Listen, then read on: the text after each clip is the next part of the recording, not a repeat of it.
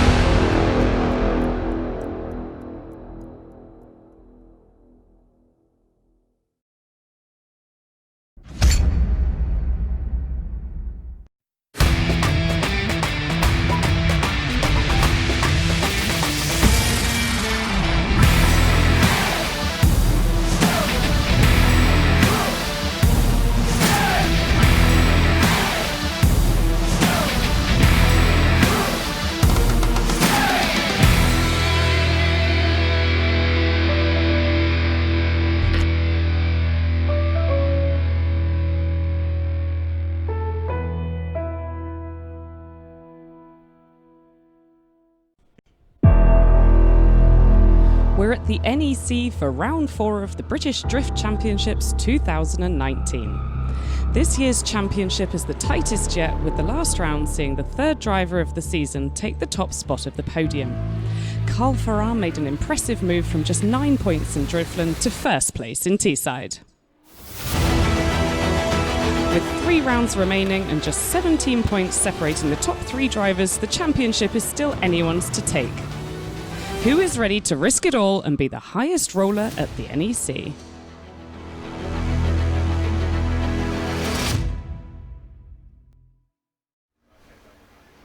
Welcome to the Birmingham NEC for round 4 of the British Drift Championship BDC 2019. Ian, I can't believe we are halfway through the season already. Yeah, we certainly are at the halfway point of the season already, and I like to state that at this point of the championship, is where drivers really need to make that move, and I think we see that with Carl Farrar at the previous round. Unfortunately, at Teesside, I couldn't make it, and he made that move and move forward, and start to claim his stake. But Martin Cowley is really leading the championship at the moment. Like I say, at this point is where you need to cement the points. You need to make yourself dominant within the championship. Yeah, you need to really scrape as many points together as you can to really hold your place, because who knows what's going to happen in each round. Things can go wrong, as they do for many of the drivers, all of the drivers at some point or other, and you want those points in the bank now. Yeah, of course you do. Yeah, you want to be collating as many points as you can and getting those top 8, top 4 finishes. And this season really, I mean, halfway point already. We're already here, the high roller at the Birmingham NEC, a custom-built drift track. Incredible. I'm ecstatic to be back here again. And look, not many more rounds left to go, so those points are very, very valuable. So, early on, Matt, you know, he wanders around and talks to all sorts of different people. A lot, yeah. Shoves microphones in people's faces, basically. He's had a chat with our round 3 winner, Carl Farrar. So, previous round, this was the man to beat in the Pro-Am class, even with car difficulties. Have you fixed them all now? Well, we basically fixed everything, and the last thing we fixed it. It's like when you lose your keys in your house and it's the last place you look. So it's had new injectors, new coils, new plugs, head's been off, some rework, back together, and it was a small connector block worth about £20 that caused the fault. So yesterday, on the dyno, 10 o'clock, boost controller's still not working, so we're only running 1.2 bar, but be good enough for the weekend, and we're here, and that's the main thing, 3rd in the championship, so we've got to turn up, so yeah, that's where we are really. I've not driven the car since. You didn't think to check that plug first? No, it wasn't me really. I don't really do the fixing thing, I do the driving thing. You don't get your hands dirty? No, not at all. Just gentlemen's gloves go on and just... It isn't refined to have to work on your own vehicle really, that isn't something that we do, so people fix it and I drive it, so... It's the better office to be in, to be fair. Yeah, that's why we got it brought down today and we came down in the chauffeur car, so... So you've got power now this weekend, so how are you feeling with that? I mean, I've driven the car pretty much as it is power-wise all year, and I don't really think it's about that. I mean, there's people with 800 horsepower. They'll obviously be faster, they'll obviously have more grip, but I think it's being consistent and driving your car. It'd be nice to have more power, but we've probably got 400 wheel horsepower this weekend, and the car will probably do 6, so we'll get there with it. But it's a building progress, the only car RX-8 running really, so... I love how you say only 400 brake, like it's no power at all. Well, drifting's changed, hasn't it? You know, that would have been top class, Pro-Am, Pro, 500 horse 5 years ago. Now, anything under 500 horse, you're really wasting your time on semi-slicks because you need to run them at 10 psi, and we're running 40 psi for the semi-slicks. So we are at a disadvantage, but I'm just hoping consistency and just being able to drive the car a bit better because the steering finally works, that we'll do all right this weekend. Well, that was it. The last round, no one could touch you because you was just consistent. You was on the line, exactly what the judges were looking for. Obviously, we've got the concrete track this weekend. How are you feeling? Doesn't really bother me. I ran here 2 years ago in the car. I run Buxton. I used to do taxi rides for Groupon at Buxton for many years. You should be able to run a line. People hit cones, people hit the water barriers. They shouldn't be hitting anything. Yes, I hit the water barriers last time, but we only smashed the back lights and I rubbed a sticker off on the other car because I didn't want to damage it. You should be able to drive a consistent line. The walls should be irrelevant. You shouldn't see them. Robin's racing. Yeah, drifting now is a case that you will damage your car. It's not like you go on a ride, you will get wet, you will get soaked, and people this weekend will get soaked. You know, I think that's going to be the weekend where a few people who've just drifted up from Drift Cup have got to this level. They lay the track out, so you've got to run a consistently fast line, but you can't stop. So I think that will be the weekend where people are surprised. They were 2 years ago, and there's a lot of newcomers in this round, so hopefully they'll all crash and I'll just drive around them. So that's...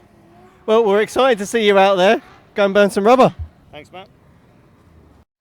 Well, there you go, Sarah, and a good chat with our drivers. You know, it's not often we get behind the scenes and have a chat with our drivers. It's a very busy weekend, so those guys are either in the car or fixing the car or in drivers' briefings or milling around doing other stuff. So it's always good to speak to those guys. And Carl Farrar in that video mentioned the battle tree. And, you know, if you guys at home haven't seen it, that is what we always refer to, because that is our top 32 drivers. Each side of the bracket is 16 drivers, and those drivers all battle all the way down, as you can see now on your screen, all the way down to Heat 52, which is the final, the most important one of the day. We've all been waiting for. Exactly that. So as you can see, Sarah, talk us through it, some of these battles.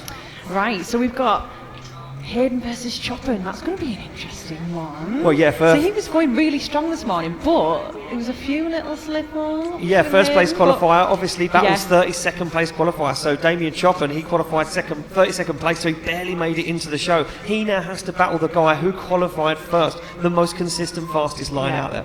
Interesting. That's why Very this is interesting. what makes this exciting for me, because you get the different levels of people and different qualifiers going head to head, and this is what makes drifting so exciting. Yeah, exactly. We've got some really, really good battles. You can see Cowley taking on Pestrukas. That's not going to be an easy battle. Cowley, you know, leading the championship, he's going to have to work hard to get himself into that top 16. He's going to want to be in the final at the end of today. And challenging weather conditions and a very challenging top 32. We take a look at the other side of the bracket. You can see Marcus Clare, your guy from the, you know, your highlight reel. He's up there. He's taking on Jones. That's not going to be easy either. You know, it's going to be a difficult battle. Parnham makes his way in. He's going to be taking on Josh King. He looks wounded. Doesn't look like the normal Josh King that we've seen before. He doesn't. See, we always comment on this. We always give our little predictions and things like that. But a lot can happen, and we're often wrong in our predictions. Sometimes we are, sometimes we're not. Well, we can see there, Danny Maguire, he'll be taking on Charlie Hume, you know, a brand new driver in the British Drift Championship, taking on a man who's not scared to smash up his car, you know, just for fun. Look, I'm not going to rattle on about these too long, because we're going to see all this action taking place. And Sarah, this place, indeed, it was not a drift track a couple of hours ago. It absolutely was not. Let's take a look at the track map. So this was basically a car park. It was the perimeter road of the NEC. 12 hours, numerous members of staff and hard work and blood, sweat and tears, I think, probably. Exactly and that. it's now a drift track. It certainly is, and as you can see, we've got our bird's eye virtual. So this is the twin battle virtual map that you're seeing now. So this is what the judges are going to be looking for two cars going round now after qualifying. You can see nice and close up onto that wall, all the way round to clipping point 8 and across the finish line. And well, to be the best, you've got to beat the best, Sarah. And we've got some of the best Pro-Am drivers in the UK are ready to do action. Absolutely, we have indeed. There's some amazing drivers out there, and I can't wait. I'll say this every round, but I just can't wait to see it all happen. Exactly that. Look, we've seen the evolution of the track. We've seen how we've turned a track into, a car park into a drift circuit. But what about the evolution of the car? You know, these cars aren't your normal road cars. These aren't something that you could just go and jump in the car park and bring out here and drift around the circuit. And I do believe our good friend Matt has been down taking a look at some of the cars out in the paddock that have converted from a road car into a drift car. You don't need a lot to go drifting. Hydraulic handbrake and a welded diff. But to compete, it's a totally different story. Need a lot more grip and a lot more power. They put turbos on these things, they put superchargers, there's even nitrous.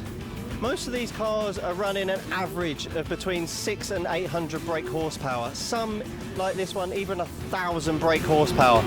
These figures are crazy. These cars are set up like drag cars, but are going around a circuit sideways. Starting from the top of the engine, some of the things they might change be as simple as the temperature of the spark plugs. And then we go into the head, ported and polishing, a different cam, different injectors, like 1,000cc injectors, like they're just pouring the fuel into the, like this is just ridiculous. Bigger air filters, massive turbos, superchargers. They're even changing the blocks, boring them out. It is absolutely crazy, some of the spec that they are going into with these cars. As we say again, cooling. For this power, we need to keep everything cool. Massive oil coolers, bigger intercoolers, rear rad setups. It's just amazing the power that they're putting down, and also the reliability that they're getting out of these cars, which is why, unfortunately, we do see some breakages over the weekend. These cars are being pushed to their absolute limits.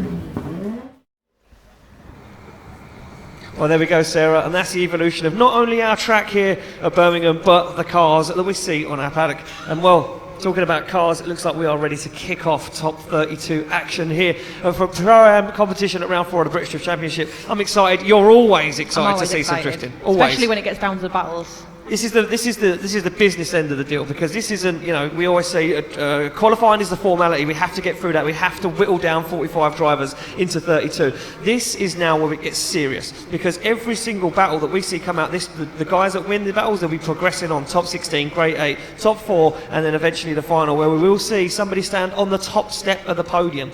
But to be there, well, you've got to be the best, you've got to drive the best you can. And on the line at the moment, you can see our first place qualifier driver pull to the line. It will be Philip Hayden to lead out Damien Chopin for the first battle of the weekend. And just, I just want to say again, once again, a huge thank you to everybody that's come out in attendance. Just look at the attendance. You guys, if you see yourselves on the big screen, give yourselves a wave and a round of applause, because you guys are doing great things for British drifting. Coming out and supporting these events, they give the drivers, the platform to perform. It makes them drive harder, and it makes me more excited to get up in this tower, jump around like I do, and have some fun.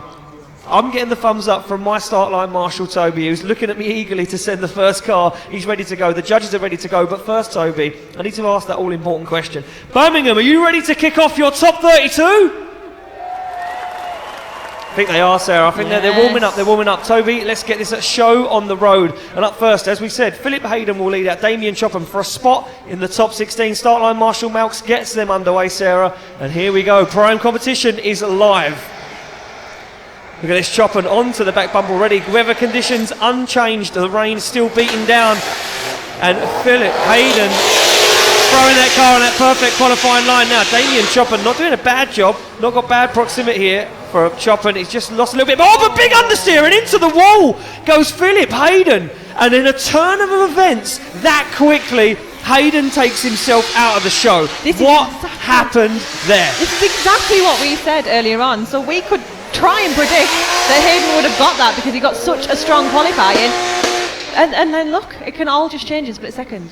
Look at that! Look, damage on the front of the car. Look, so we don't want to look at it. We do have 5-minute rules. Ladies and gentlemen, as he gets out of the car, give him a round of applause.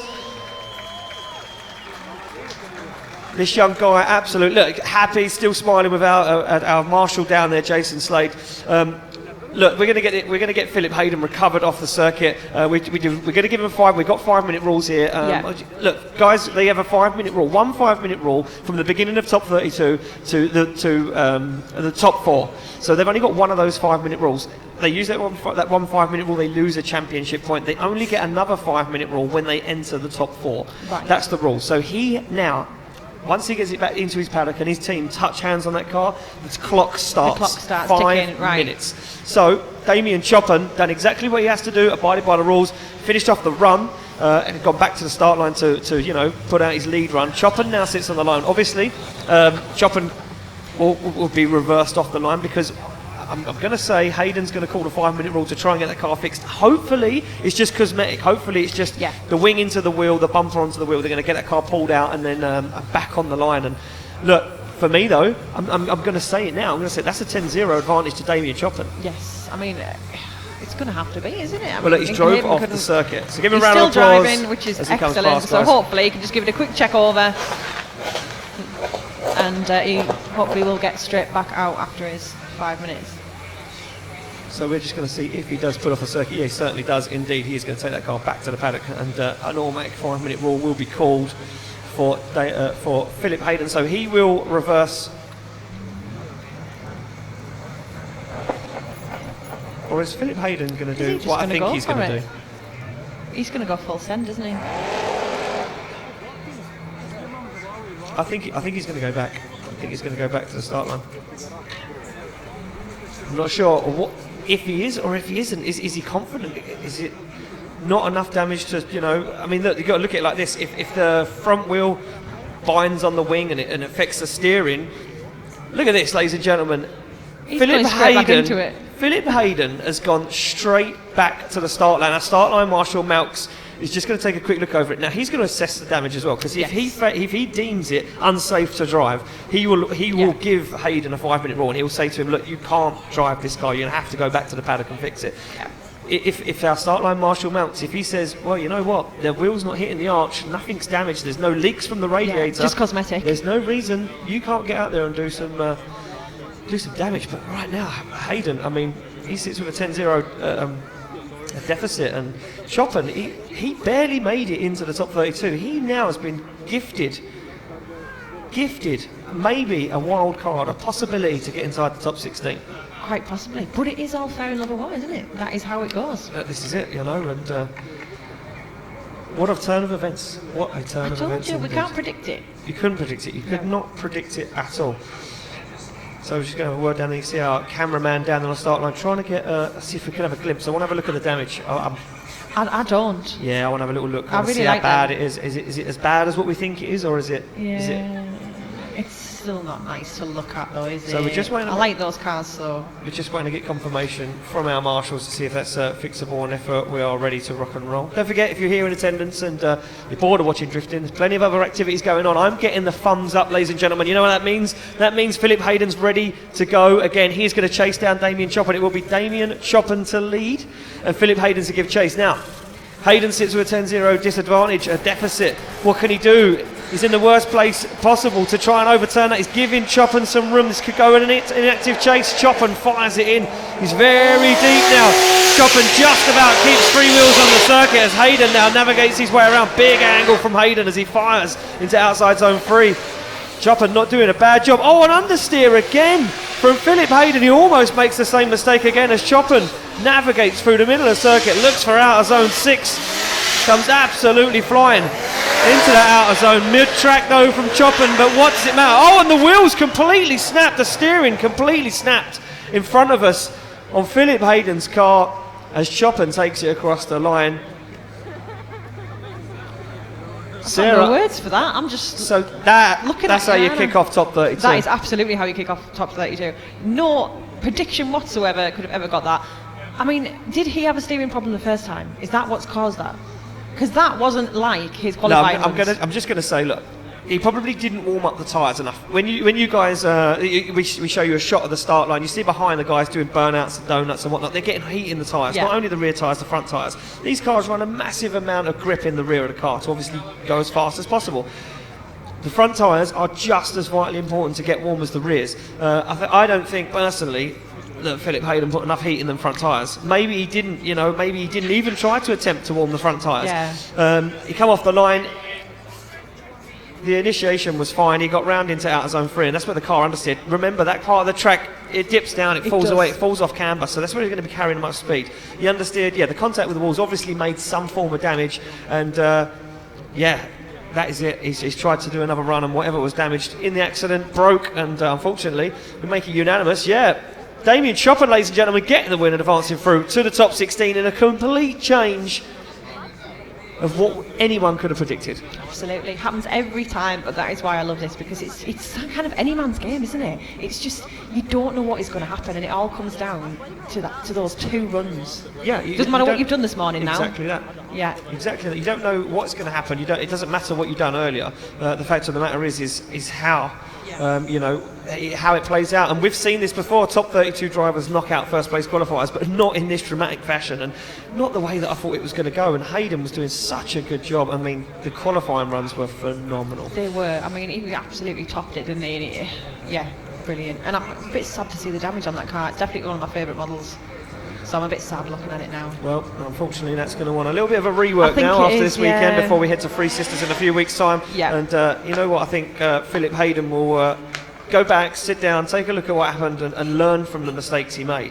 Definitely. And if, like you say, if it is an issue to do with getting heat in the tyres, that is something that he can easily fix if that's what the situation is. The air temperature alone has dropped in the last 20 minutes. It's got dramatically colder. Yeah, everyone's kind of put on a jacket, and they've not put on a BDC hoodie though, because they've sold out. Really? The merchandise this weekend is literally flying out. The high roller, apparently, I'm being told that if you want a high roller limited edition round 4 BDC t-shirt, you need to get down now before tomorrow happens, because tomorrow's sold out everywhere. Sold out. No grandstand tickets, they're gone. Standing tickets, biggest attendance we're going to have at a BDC event ever. So apparently the t-shirts are limited already, so if you want one, you need to get yourself down there, grab one of those. Hugh Savile's Toyota Corolla on the front, high roller. It's my favourite t-shirt so far. You've got a lot of favourites. T-shirt wise, this one's my favourite. I like I think if you want to get one, you want to get down there and get one. I see lots of people in the rain buying the woolly hats as well. So if you want a woolly hat, a high roller t-shirt, get down to the merchandise tent, which is directly behind where me and Sarah are, up in the tent on top of the British Drift Championship van. Get down there, see Nicola and Becca. Those girls will sort you out with t-shirts. Those will sort you out with t-shirts and bobble hats, keep you warm, but no hoodies, sold out, gone. I went down there to try and bag myself one earlier, gone.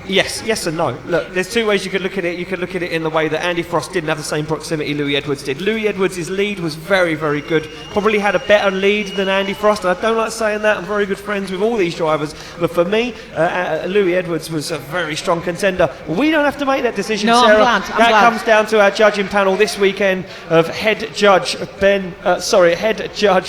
McQueen, followed up by Ben Manuel and Ryan Pothecary. Those guys are going to have to make that decision. And on your screen, you see Callum Craddy down there with the all-important flag. Who's taking it through to the top 16? And look at that, unanimous. Louis Edwards gets the win. Louis Edwards gets the win.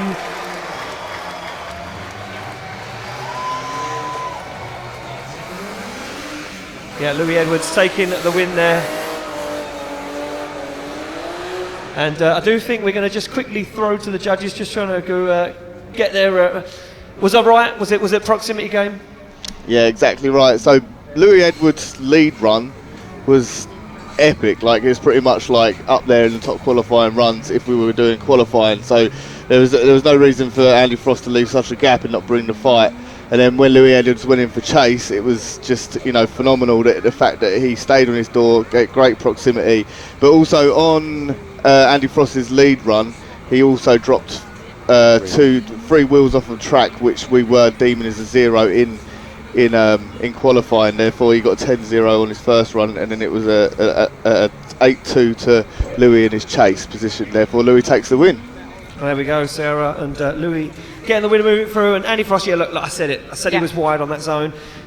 Nevertheless, he's out of competition, but he did a good job. He did what he did at the end of the day. We move it along. Up next, Stephen Fitzgerald to take on Kirsty Ridrington. Now, Ridrington, scrappy. Very, very scrappy. She'll admit it herself. David Lamb, her spotter, her boyfriend, will tell you exactly the same thing. Fitzgerald got it done in one. The Irish luck coming through. A rubber the green once again for them guys. Can Fitzgerald take down Widrington? Well, they're off the line. We're going to find out, Sarah. We are. Look at that nice initiation from Fitzgerald. Gets it on angle, but he's going to be very wide. Just dropping a wheel over the edge of the circuit, but good line into 2. Now he transitions into outer zone 3. Kirsty Ridrington taking off the back bumper. She looking for the side of that Nissan S15. She needs to get proximity, but Fitzgerald falls way off that qualifying line and sacrifices it. Oh, Widrington gets herself stuck up on the transition and makes a complete hash of that one. Fitzgerald gets back onto the wall once more time, puts the hammer down, and both guys bring it across the line.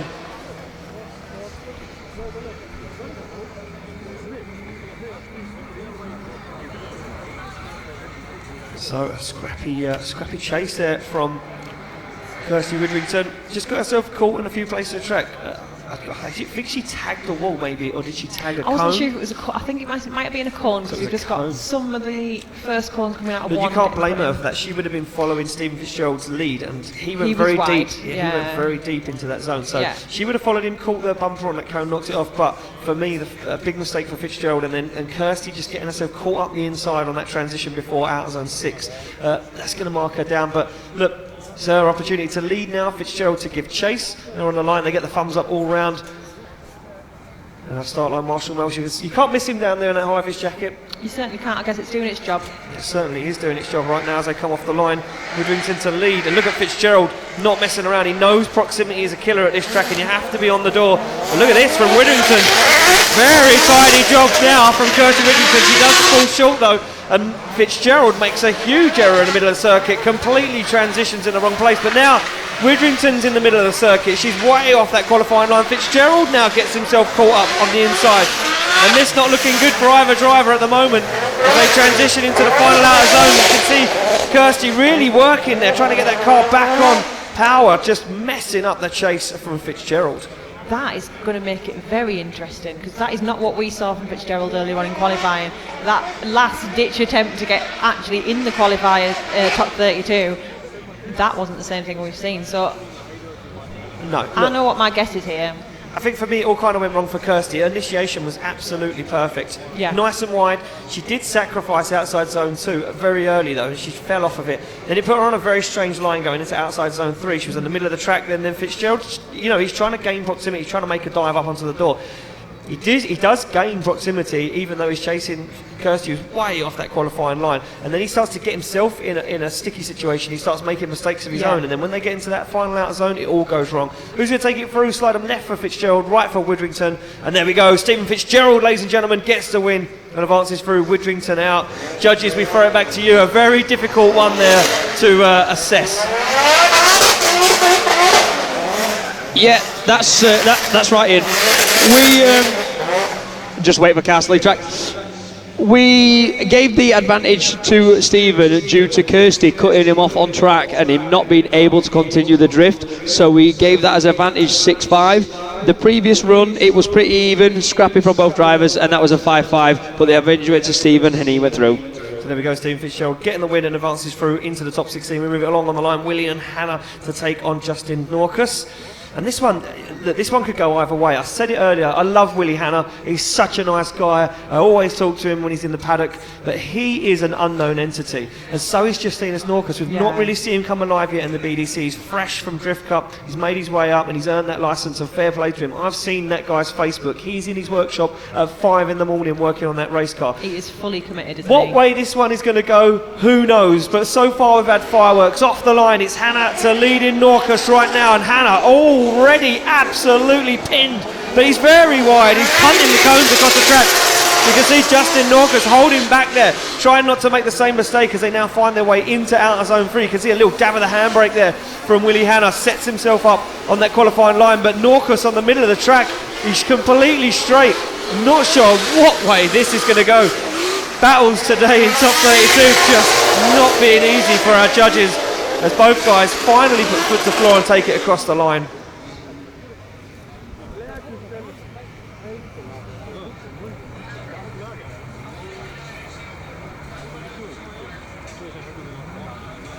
So both guys make their way back to the start line, and that's not an easy one. That's not going to be an easy one for the judges to break down, Sarah. It's absolutely not. I mean, both drivers made quite considerable errors really in the drive, but it could all change with the second run, so let's see how it pans out. Yeah, it certainly is. It's a tale of two. It's a tale of two sides. Is that right?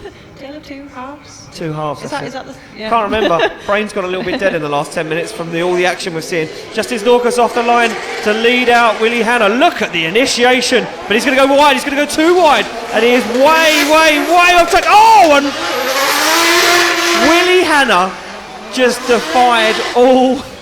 He slowed that car down so quickly. Justin Norcus is going to take that car back off the edge of the circuit, and Willie Hannah is going to get red flags, obviously. Cannot continue the run. And, well, look, you wanted a story? You wanted to go home and talk about? This is probably one of the wildest top 32s we have seen to date. And we don't know what's going to happen, but we did say this is one to watch. This is not around to be missed. Well, they call it the high roller, and everything's at stake this weekend. As you can see, Justin Norcus fires it in that car. No side bite whatsoever. You can see the car just absolutely slide clean off the circuit, and he knew. He knew at that point when he clipped that cone, it was game over. Yes. He knew he was 3 wheels off track, and he thought, or 4 wheels off track, sorry. And he thought, well, look, there's no point me continuing. I might as well shut the car down. But what he didn't realise was that Willie Hannah was just inches from the back of his car, and Hannah did a good job to stop that car perfectly. As you can see, the cone on the bonnet there, just to say thanks.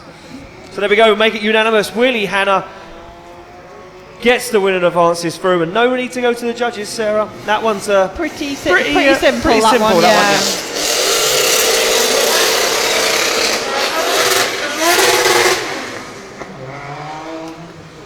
So our track staff down there just going to rebuild them cones, rebuild the track, put the cones back where they were, and we're moving on to the next one. Now this is a big one. We spoke about it earlier. Now current points leader Martin Cowley sits on the line. Lead position. He's taking on Davidas Petruskas. Now Petruskas has nothing to lose. He really doesn't. He has nothing to lose. So he's going full send. So he's going to go absolutely full send. Yeah. Because, look, when you're battling the guy who's winning the championship, you can't go 50%. You can't go 20%. No. You have to give it everything you've got. You've got to take every tool out of the tool bag, lay them on the floor and say, this is the best one. I'm going to throw this at it because he literally has just got to give it his all, and he Exactly. will. I know. Oh, we know. I know how we he know drives. he will. Yeah, he's going to give it his all on the line. It will be Cowley to lead out Pastrukas for a spot in the top 16. And there we go. We get the hand up. These guys are ready to rock and roll. Cowley is super fast on these extreme racing tyres. Well, can he put the grip down? And look at this. We was right. Pastrukas knows he needs to be on the back bumper. Nice clean initiation from both guys as they both throw angle at it. Pastrukas very, very wide. Devedasso finds his way back on track, but look how fast Martin Cowley as he gets into the outer zone 3. Not on the perfect line, but now finds that outside line on the wall as Cowley puts the hammer down. Pastrukas, though, not far behind him, and now he starts to get lost. Now in the fast drag is where Cowley makes his kill. As they come into the outer zone, you can see Pastrukas holding back, not giving it his all as they take it across the line. Very good, and a first clean battle we've seen. Yeah, well, that's quite a treat, really, That's isn't the it? thing, that's the thing now. It's the first one. Two we've guys had. going round. Absolutely, they both made it to the end. Nobody's spun No contact. No one scored a 0 yet. yet. Yeah, there's another. There's plenty of time yet. So first run done and dusted in the bag. They go back to the start line and we get ready to rock and roll. You can see Martin Cowley down there. Devedas just warming up the tyres on the back of those cars. And Cowley now sits in a dangerous place. He's in that chase position. This is where he can earn as many points as he can. He had a very, very good lead line. You know, it was probably one point where he fell off qualifying line, ended slightly, but other than that, pretty good line. Devedas didn't do a bad job, just didn't have as much proximity throughout the circuit as what we'd like to have seen. But now Cowley knows he needs to be on the back bumper at the E46 BMW, and he certainly is as they fire in an initiation before Devedas. Cowley initiates before Devedas. Extreme stuff there. He had a big error there from Devedas as he almost makes a big wobble going into outside zone 3. And look at Cowley hunting down the side of that E46 BMW, gives him a little bit of room to manoeuvre. As they now transition back, Cowley almost gets himself caught up for a perfect transition from Cowley as he then fires it back onto the door again. And Cowley pushes Devedas across the line, makes some noise, Birmingham. Unbelievable. Cowley's hand out the window in celebration at the end as well. He knows he's done good there. That was such a strong chase. Very, very strong chase. And look, you know, this is why Martin Cowley is leading the championship at the moment. Very, very good drive, super confident. Car control is just incredible. He deserves to be in the pro class, but you know what? He's holding back. He knows he can be in the pro class if he wanted to, but he's holding back. He wants to take this Pro-Am championship. He wants to take that trophy at the end of this weekend. Scores drop in, slide them left for Cowley, right for Devedas. And there we go, unanimous. Martin Cowley gets the win. Judges, we're just going to quickly throw it to you. Finally, a nice clean battle. Yeah, relatively clean there actually. It was the lead from Martin was a bit odd between 1 and 2. He actually let off power quite a lot, which didn't set Devedas up very well. I actually gave Devedas a slight advantage in his chase run, but Martin came out following a good lead from Devedas, but really stuck it to him, brought the fight, and took the win home from that. And there we go. So Martin Cowley getting the win and moving through, moving it along. Will Gibbs now sits on the line. He will be taking on Matt Fountain, and Matt Fountain is driving a boat. Apparently so. Yeah. Yes. HMS, What was it? HMS Fountain. Yeah, HMS Fountain. Yeah. What is it? Toyota Sora, really, isn't it? It's a Toyota Sora, yeah. He's off the line. He's taking on Will Gibbs. Will Gibbs looking confident earlier in practice. Can we get another clean battle? Oh, wow! What an initiation from Will Gibbs as he threw everything at that one. Absolutely flying. And Gibbs made it work. That was an insane initiation from the young gun as he now puts the hammer down once again. Puts big angle at it. Can he hold on to it? He certainly can, but he's opened the door for Matt Fountain. Matt Fountain nice and close up the inside. Almost contact. Shallow transition though from Gibbs to the centre of the circuit as he puts it back onto the wall one more time. Matt Fountain holding back as contact from the wall from Gibbs. What a run from Gibbs. Unbelievable. Gibbs, the 18-year-old as well. I mean, he can drive, can't he? He's got such good car control. He's a little bit wild as well with it. Well, I mean, that initiation just defined everything that we've talked about in briefing and all day, because we said the big, snappy, fast, big angles initiation slows you down, doesn't get you where you need to be. And Gibbs, he said, well, hold my beer, because I'm going to pull it all out of the bag. They're back on the line, and we can see our start line marshal just checking the back of that Toyota Sora just to make sure she's in good battle condition. The battleship. Yeah, I get it. Get it? Yeah. Good one, that slipped it in. Yeah, it was quite good. Well done. That's Well good. done. That's good. Thumbs up all round, and we are ready to go. It'll be Fountain now to lead in Will Gibbs. Now Gibbs really just needs to bring that proximity game. He'll find himself inside that top 16. And Matt Fountain, well, he's going to have to put on the lead line of a lifetime right now as he puts his foot down. And he's very wide, but he's on a very good line right now. There's Matt Fountain as he gets into outer zone 3 ball, but he's straightened massively, and it's caused a big understeer from Will Gibbs. As both guys get themselves back into it one more time.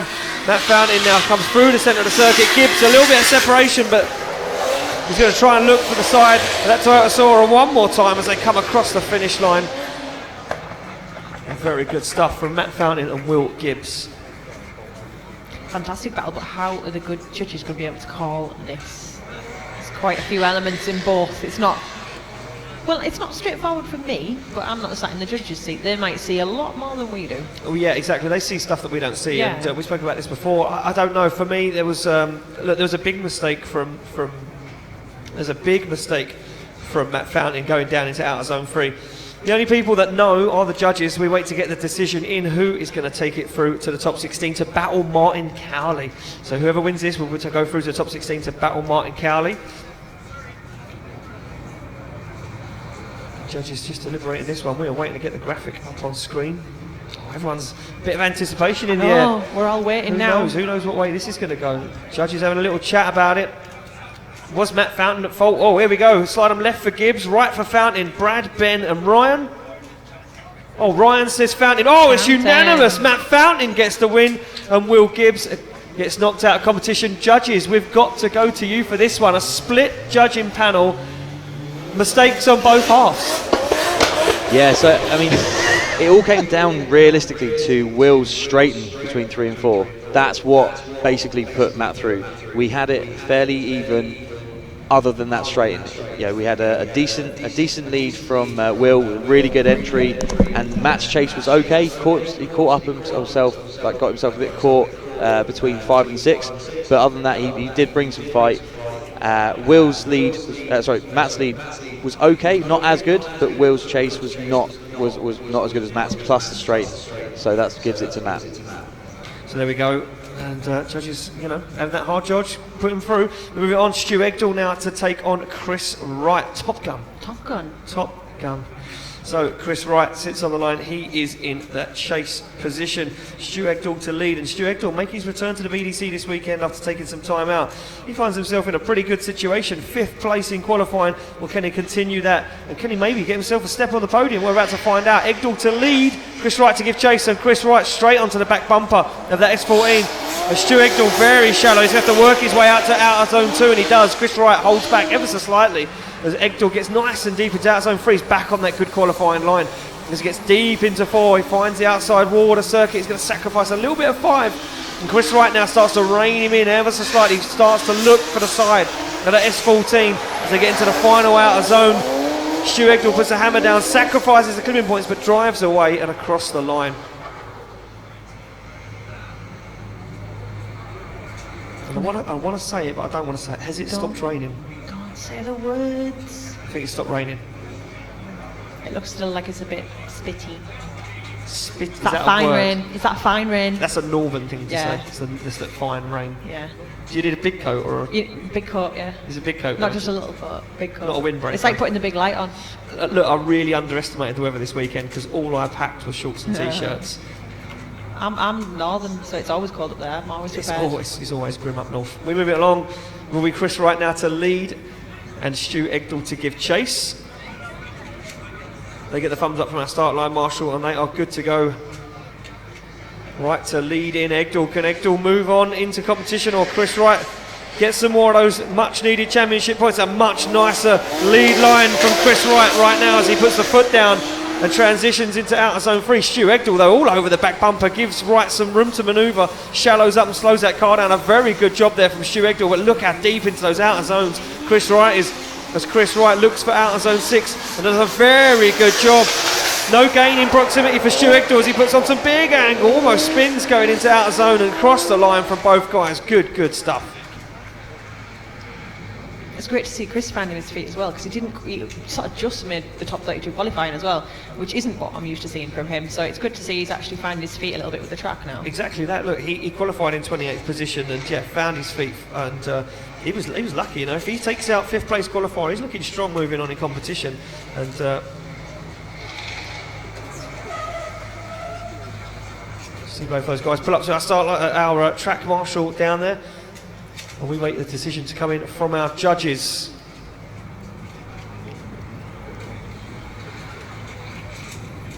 Oh, they're deliberating this one. This is not as clear cut as what we thought. No, I just got the look across. Oh, there we go. Decision is in. Who's going to take it? Wow, look at this. Unanimous. Chris Wright gets the win and advances through to the top 16.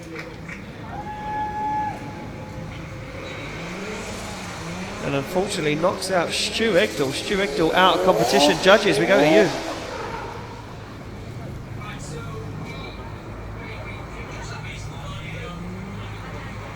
So we judge that on the basis of the first run was an average of 5.5 for both drivers. Wasn't a great lead, wasn't a great chase. But then the second run, Chris had a much stronger lead line, which overturned and made it a 6-4 advantage, so he takes the win. Well, there you go, Chris Wright moving on in competition. We move it back to the start line where we do see Mike Jackson leave it. Stop the jokes. I can see you doing it. Don't you keep getting me into trouble. No, it's just, I don't know. Mike Jackson on the line to take on Sean Chesham, 12th place qualifier to take on 21st. Chris, look, Sean Chesham for me, that beautiful car, well, it could end up with some tyre marks on the side because Mike Jackson is going to be going for the kill right now. They're off the line, Mike Jackson to lead. Chesham to give chase. So look at that nice initiation from Mike Jackson. He's very shallow though, he looks for the outside line. Oh, and Chesham's very wide. Chesham dropping wheels over the boomerang in the middle of the circuit. And they now make their way down. Oh, what a big understeer moment from Sean Chesham. He almost did a Philip Hayden. That was very, very close for Sean Chesham. He can't do that to another one of my favourite looking cars. Well, he's making a big dive now up onto the door of Mike Jackson's car and almost makes contact as Mike Jackson makes contact with the wall and almost ends up in a big, big crash there with Sean Chesham at the end of the run. Did he spin before he went over the line though? Well, do you know what? I want to have a look at that. Yeah, because that's... start line the camera there at the end of the wall was a little bit... Yeah, and I think the judges do. I think the judges also want to have a little, maybe a little look at the end of that. Yeah, definitely. Not surprised at all. Definitely worth a replay. They'll be looking closely at what's happening there. Yeah, exactly that. Look, it was if you did spin across the finish line or before the finish line, it would be a 10-0 advantage to Sean Chesham. And Sean Chesham would be looking good then. So just waiting to find out if we are good to go or if our judges want to see a replay. No, they're good to go. They know what they want. They know what they've seen. They're off the line. Chesham to lead, Mike Jackson to give chase. Oh, look at Mike Jackson straight onto the back bumper. And Mike Jackson throws big angle at it now. Sean Chesham though on a really good line. Mike Jackson on the middle of the circuit. He's losing proximity and he's sacrificing line to gain that proximity as Chesham takes out of zone. Oh, and Mike Jackson makes a huge error in the middle of the track. Makes a huge error. And Mike Jackson, look, I think he's just putting too much into this. I think he's overthinking this, overcompensating, and he's just putting too much work into it. Sean Chesham just drove a very nice lead line there. This could be simple, or it might not be simple, depending on... This could go, yeah. If he spun or not on the first this is run it. This is it. Before the line. Look at this very, very nice lead from Sean Chesham. Absolutely perfect out of there. Gets nice and deep into outer zone 3. Look at that, almost pops a wheel up off the tarmac, but it's very deep. Now, was that wheels over the edge of the circuit from Sean Chesham? Was it a 10-0 to Sean Chesham and a 10-0 to Mike Jackson? Could this go one more time? That's what you got to look at. That's what I'm seeing. Yeah, I agree completely. It's definitely not something I can call. Well, there we go. Them guys down in the middle of the circuit ready to receive the decision.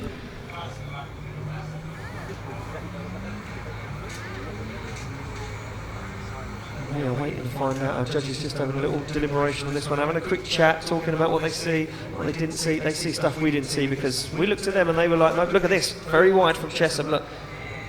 Oh, is he 4 wheels off circuit? If Mike Jackson spun in the first run before the start line and Sean Chesham just dropped 4 wheels over the edge of the track, You know what that means, yeah. One more time. That means we're going to see Gotta these guys be. one more time. I'm just making assumptions. I'm Yeah. just creating the story because that's what I like to do. Well, we don't know for Is sure that yet. what happened? Yeah, we Is don't that know what happened? if Mike actually spun before the line. I couldn't see because we're No, out yeah, in the tower. we're blocked Yeah, in I because couldn't you see know that. look, the rain's been hammering down all weekend. We had to put the sides up on our gazebo. Gazebo. So me and Sarah, we watched this off the monitor, and unfortunately I can't see the end of that circuit, so I completely missed that. Decision is Me in. too. Oh, Ben says Sean Chesham. Oh, Ryan says Mike Jackson, and Brad says Mike Jackson. Mike Jackson gets the win. Judges, again, not an easy one, and a split panel. We send it back to you. Unfortunately, there was a graphic issue there. It's not a split panel. In the first run there, we obviously looked at Mike's lead. It was decent enough. Obviously, we saw the spin. It was after the line. But what we need to watch back was Sean Chesham's sort of washout between 3 and 4. That was nearly 4 wheels off track, so 3 wheels off track is a 0, so unfortunately that's what called it there. So there we go, it was after the line, so it was almost right, it was nearly there. Moving along to the next battle, and your guy from the highlight reel, Marcus Clare now sits on the line to take on Stu Jones. Stu Jones having a mare of a weekend. We see him earlier in the half-time break. He said to me, I am having a really bad weekend. This is not going well for me. Well, it could be going even worse right now because Marcus Clare could take him out of competition. He's leading Stu Jones to give chase. Here we go, off the line, and look at this, Stu Jones straight onto the side at Nissan Skyline, but Marcus Clare on a very nice lead line, does drop a wheel over the edge of the circuit, but Stu Jones makes a complete hash of it in the middle of the circuit, throws it away, gets into outer zone 3, very, very late, and Stu Jones now struggling in the middle of the circuit, trying to gain proximity as Marcus Clare puts it on a very nice lead line through the middle of the circuit. You see Marcus Clare unfazed, having Stu Jones breathing over his shoulder as Jones takes it to the wall one more time and across the line, makes some noise. Birmingham, what a run.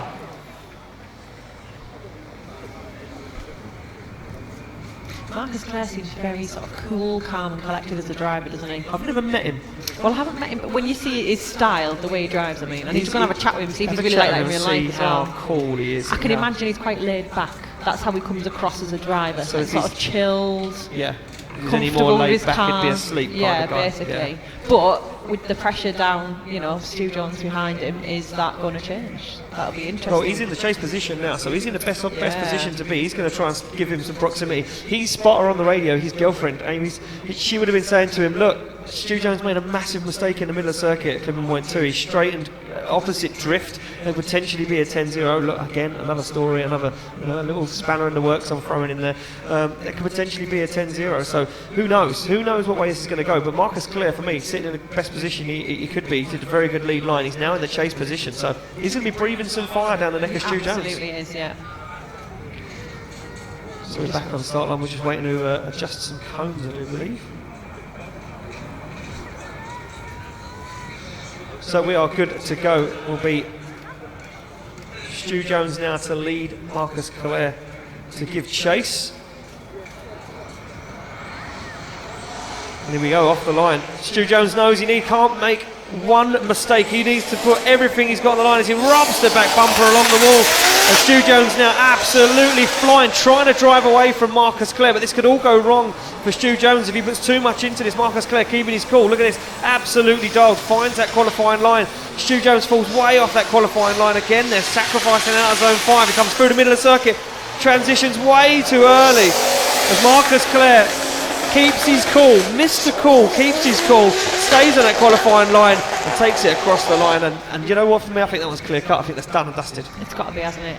Got to be. Told you he was cool.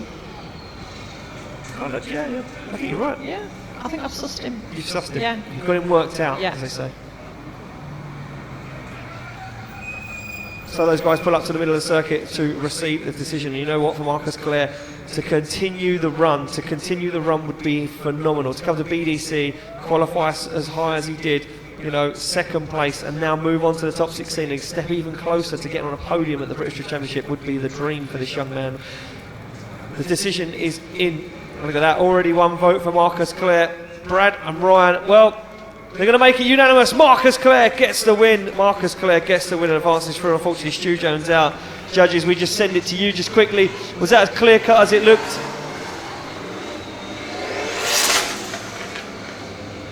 Basically, what we decided, and that was Stu, when he was chasing in the first run there, made 2 opposite drifts, which deems a 0. The second run, no 0 was scored by Marcus Clare. It was an advantage to Stu, but it doesn't overturn the 10-0 there. So there we go, 10-0. Couldn't overturn. There we go, move it on. Well, we move it on to this one. A man who nearly didn't make it into top 32, and a man that's been looking for his BDC licence for a very, very long time. Chris Parnham now on the line to lead out Josh King. Josh King, we've seen him on the podium before. He came out of nowhere last year at Three Sisters and stole the show. What can he do right now? King looks like a wounded deer, and Parnham, well, he looks like the hunter. They're off the line, and Parnham to lead, Josh King to give chase. And look at this, King on the back bumper. He's got the experience. He knows what he's doing. Can Parnham overturn this? Can Parnham prove what he's got? He's been looking to gain this licence for so long. Chris Parnham, though, falls way off that qualifying line, upsetting Josh King, and Josh King sticks it to the back bumper of that Nissan S15. Parnham, though, finds that qualifying line once again, gets nice and personal without a zone 5, but look at this from Josh King right up onto the side of Chris Parnham's 200SX, and look at that, King again making a dive, but making a big mistake. King over the edge of the circuit now. Was King wheels off track there? Well, this is where we can't quite see just that end of the track, so the judges are going to have to call this, and we'll see what happens in the next run. There might be people downstairs who are actually going, yeah, it was easy, we saw it, you know, because they can see more than we can see, because they can see the full track if they're stood against the fencing, and we're actually watching from a monitor, so it's not always easy, depending on what camera angle we've got, to work out if someone's wheels are off track, or, you know, like we were saying, the mic spun earlier on, we didn't know if that was, you know, over the line or not.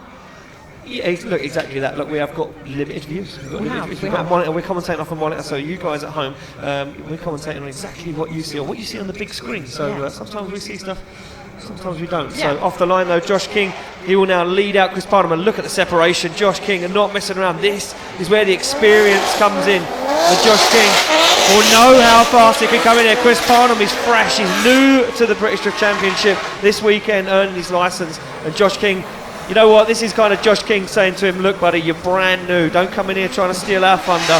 And Chris Parnham, well, he's doing a good job sticking to that qualifying line, but Josh King, this could go one way or another. Oh, and Parnham spins. And Parnham spins in the middle of the circuit as Josh King finishes up the run.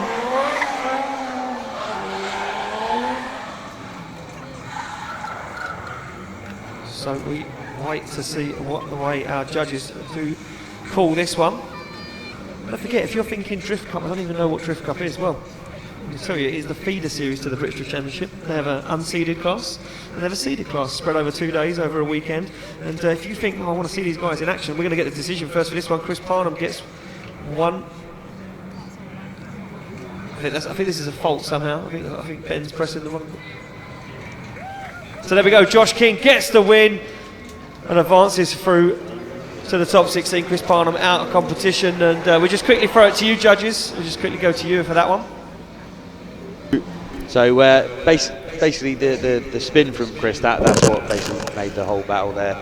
It was 10-0 in the chase to Josh, but when Chris led, he actually impeded Josh twice. Once between 1 and 2, where he lifted off so much, and then again coming into clip 7, he handbraked far too much and just forced Josh on the inside of the track there.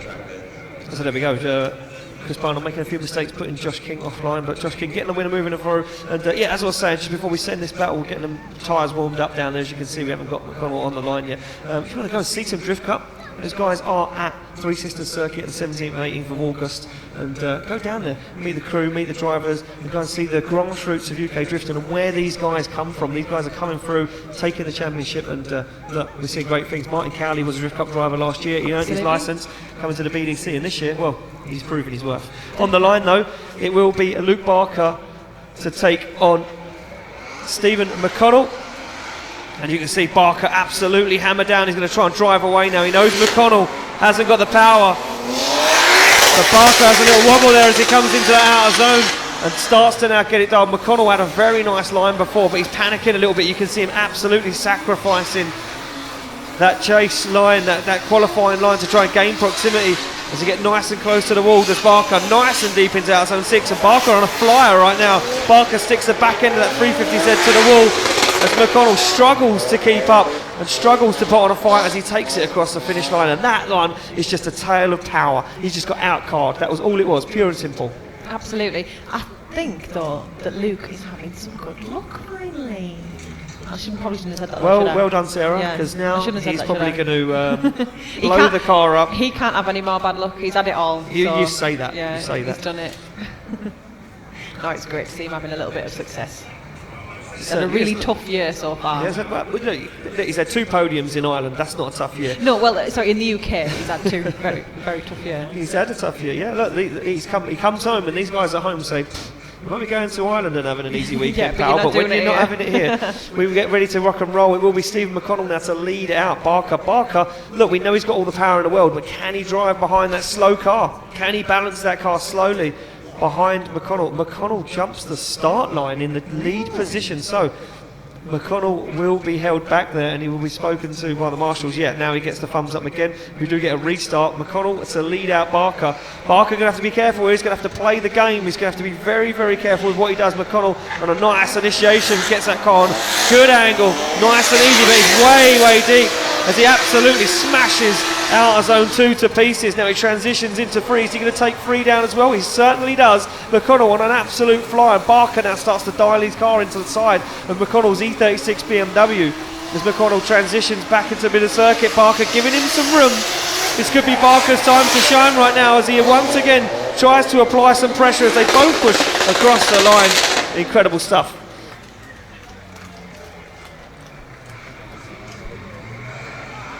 So there we go, incredible stuff from Luke Barker and Steve McConnell. And again, if you're thinking about coming down this weekend, unfortunately we did sell out grandstand tickets just earlier on, so the grandstand is now fully sold out for today, but there are still tickets on the gate now for Stanley. You want to come down and spectate with the rest of the guys that are here. Decisions in straight away though for Barker and McConnell. Slide them left for Barker, right for McConnell. There we go, Luke Barker gets the win and advances through. Luke Barker takes out Steve McConnell. And yeah, as much as grandstand sold out tomorrow, Sarah, tickets still on sale all weekend on the gate. Come down. I can't say it enough. Axe throwing, car shows, bull riding. We've got DJ here. We've got DJ Luke Paul in the house, the generic white guy. Yes. That guy is going to be putting on a bit of a party later on. He was and, absolutely throwing out some bangers this morning. Well, walk everybody up. After the podium tonight, he's going to play a few tunes because I've asked him to. Nice requested it. On the line now, it's Nerridges to take on Cunnington. Cunnington, I said it earlier, he's always the bridesmaid. He never really the underdog. He never really gets on the podium. He made it once this year. Can he do it again? But first, well, I mean, he's got Nerridges standing in his way in the top 32. This is going to be an easy battle for either of these guys. They're on the line, they're ready to go. It's Nerridges to lead out Paul Cunnington. And Nerridges, well, going to have the whole Lithuanian lunatic army supporting him. But look at Cunnington!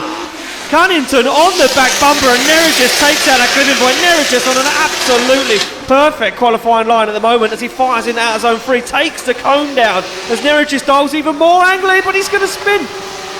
Just about holds onto it. Cunnington on the inside of the track as they go door to door. Nerridges absolutely flying right now as they come into that final out of zone and across the line. Cunnington gives him some room. Give him a round of applause. I knew that one was going to be one of the most exciting battles, and I think it will be today. They need to calm down. It's these only two are top just, 32. yeah, but they're bringing it. They're bringing it. That's what they're here for, isn't it? Yep, exactly. They're two very strong drivers, and very good to me drivers. that was always going to be a really exciting battle. So just going to readjust our track, our cones in the middle of the track there. As you can see, there just was dirt, just destroying them, you know. Yeah, just reinstate all the clipping points that he's destroyed. So wipers on. Is it raining? I can't see from here. It's brightened up slightly. It certainly has, just a little bit. I don't think it's going to be dry for the final, but it's going to make it tricky because if it gets patchy, yeah, it might get patchy. It might be a little bit dangerous. Yeah, there's going to be more grip now than there was earlier. Certainly is. Yeah, look, these guys putting in run after run, and we're waiting to get thumbs up from our track marshals just to make sure we're ready to go for the second half of this battle. And Cunnington will lead Nerridges to give chase. And yeah, don't forget, like I say, if you want to come along tomorrow. Loads of stuff going on. Top 32 parade, meet and greet. open Meet pit. and greet. Meet and greet. I know, I love the meet and greet. It's awesome. You get down on the track with the drivers Yeah. and the cars. Incredible stuff. Off the line though, Cunnington and Nerridges. Look at this from Nerridges, side by side with Cunnington. He is not messing around right now as they fire it in. But Cunnington's very wide. Nerridges is going to go even deeper. Just about holds on to it. As Nerridges now looks for the side of Cunnington's S14. They come into outer zone 3. Cunnington slows that car down and Nerridges just gives a little dive, just puts some pressure on to the side of that skid risk S14 right now as they transition back into 6th. Look at this from Nerridges onto the back bumper. They transition down to the outer zone one last time and Nerridges is right with Cunnington as he pushes him across the finish line.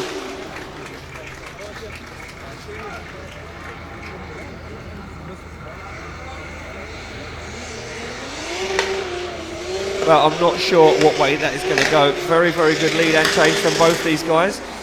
Nerridges is happy whatever way this one goes. He's so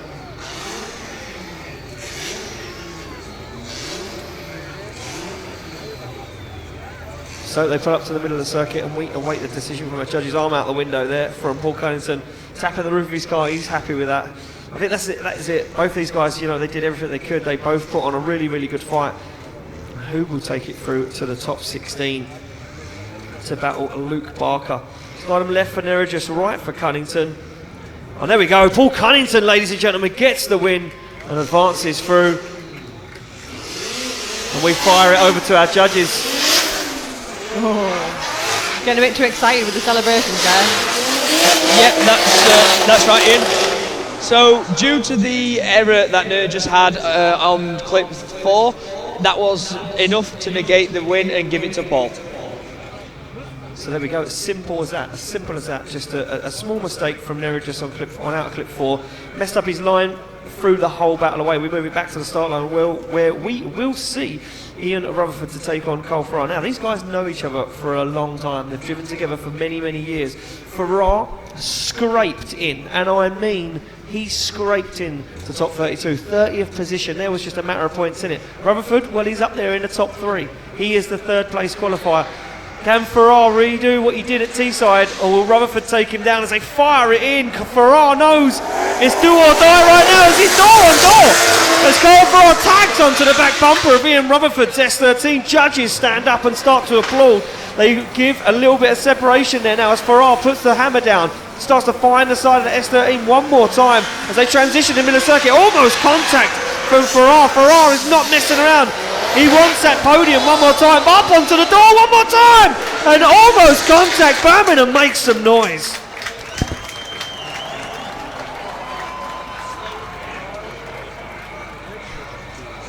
We've both got no words. We just sat like mouths open. What was that? That is Carl Farrar at his best. That was awesome. I'll tell you what that was. That was a Carl Farrar that sat in the pits 10 minutes ago and thought to himself, I really messed up today.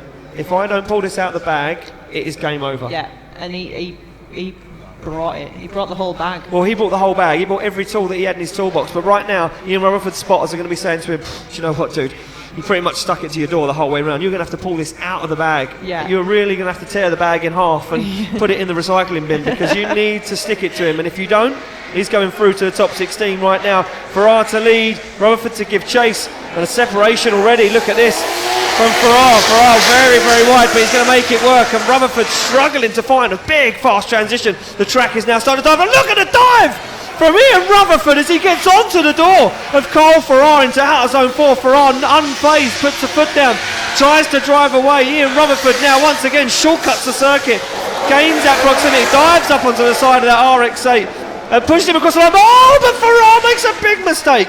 Farrar makes a big mistake across the line. And would you believe it, Sarah? That was unbelievable, completely unbelievable. I've got no words for it. Gone, done, going home, that's it. This is just top 32, we're not even into the top 16. This is just the top 32. I mean, Carl Farrar there has absolutely blown me away. But Ian put that pressure on, didn't he? Well, ladies and gentlemen, I can hear you giving them applause. What a battle from those two guys. But we do need a victor. Who is going to take it through? Look at that Farrar hand out the window, thumbs up to Ian Rutherford, and tyre marks on each of the car. Decision is in. Left for Rutherford, right for Farrar. Wow, and look at this, unanimous! Ian Rutherford takes down Carl Farrar. Judges Now that's the sort of battles we come to see this weekend. Yeah, that was really good fun. That was, but amongst all of what happened, the thing that sealed the deal there was Carl hitting clip 8 far too hard. That sent him opposite drift before the finish line. That literally gave Ian a 10-0 in his chase. So we've that's pretty much what called it. But great battle there, guys. Pushing probably too hard, but fair play. So there we go, a small mistake from Carl Farrar. The end of the run knocked himself out of competition. That's all it took. And that's all it took. He was destined for top 16, he was destined for good things, but, well, he created his own fate. Move it along, Danny Maguire now to take on Charlie Hume. Look at that, Danny Maguire, Team Skid Risk. The guy who absolutely wrecked his car in qualifying just to make it through. Takes on a guy who just earned his BDC licence. Now, one thing to take from Charlie Hume, he is super consistent. This guy is such a technical driver, it is incredible. If you watch him in practice, he is pinpoint perfect on the track. Can Maguire be taken down by the new kid on the block? We're about to find out. They're off the line. And look at Charlie Hume, not scared of the big gun right now. As absolutely flying comes Danny Maguire. Danny Maguire is absolutely flying, but he's way off qualifying line. Charlie Hume sticks it to the qualifying line, and Maguire has a big error. Maguire almost comes to a complete stop as he understeers down into outer zone 3. And Charlie Hume is keeping his cool. He's sticking to that qualifying line. As Danny Maguire comes through the middle of the circuit, Charlie Hume absolutely pinpoint perfect. And Maguire off the circuit again. Maguire making a whole host of errors. He's shook by the young gun, the new kid on the block. I think it's a possibility. You might be right with that. You can't tell what's going to happen. And this is what I love. Look, Danny Maguire, after watching them qualifying runs, he's super confident. He doesn't care about wrecking the car just to get in the show. He made a lot of mistakes there. It's the hair in the tortoise. Now, don't get me wrong, we're not as slow as tortoises. However, but the principle still applies. It's the underdog, the person you don't expect, the person who's really neat and slower as a driver, not as crazy with his style, might actually have one over on the more flamboyant driver. Consistency is the key. And off the line, Charlie Hume comes. He is Mr. Consistent himself.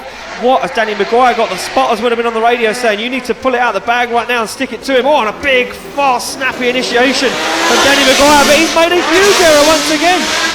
Maguire makes a huge mistake out of zone 2. He starts to find the side of that Kenda Tyres Nissan S13 of Charlie Hume. Charlie Hume, look at the line from Hume, but he sacrificed his 5. He's trying to drive away. He's panicking a little bit right now as Hume puts the foot down, and Charlie Hume drives into this outer zone.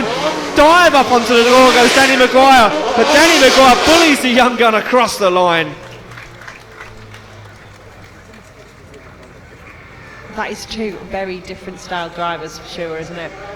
But it doesn't necessarily mean one style is better than the other. If they come head to head, it's all down to technical. Well, this is it. Look, technical driving, consistency and keeping you cool. And I think Danny Maguire ever so slightly lost his cool, and I think he knows that. I think he knows what he done. He made a few mistakes, decisions in, left for Maguire, right for Hume. Can the new kid on the block take it through to the top 16? He certainly can. Charlie Hume gets the win and advances through.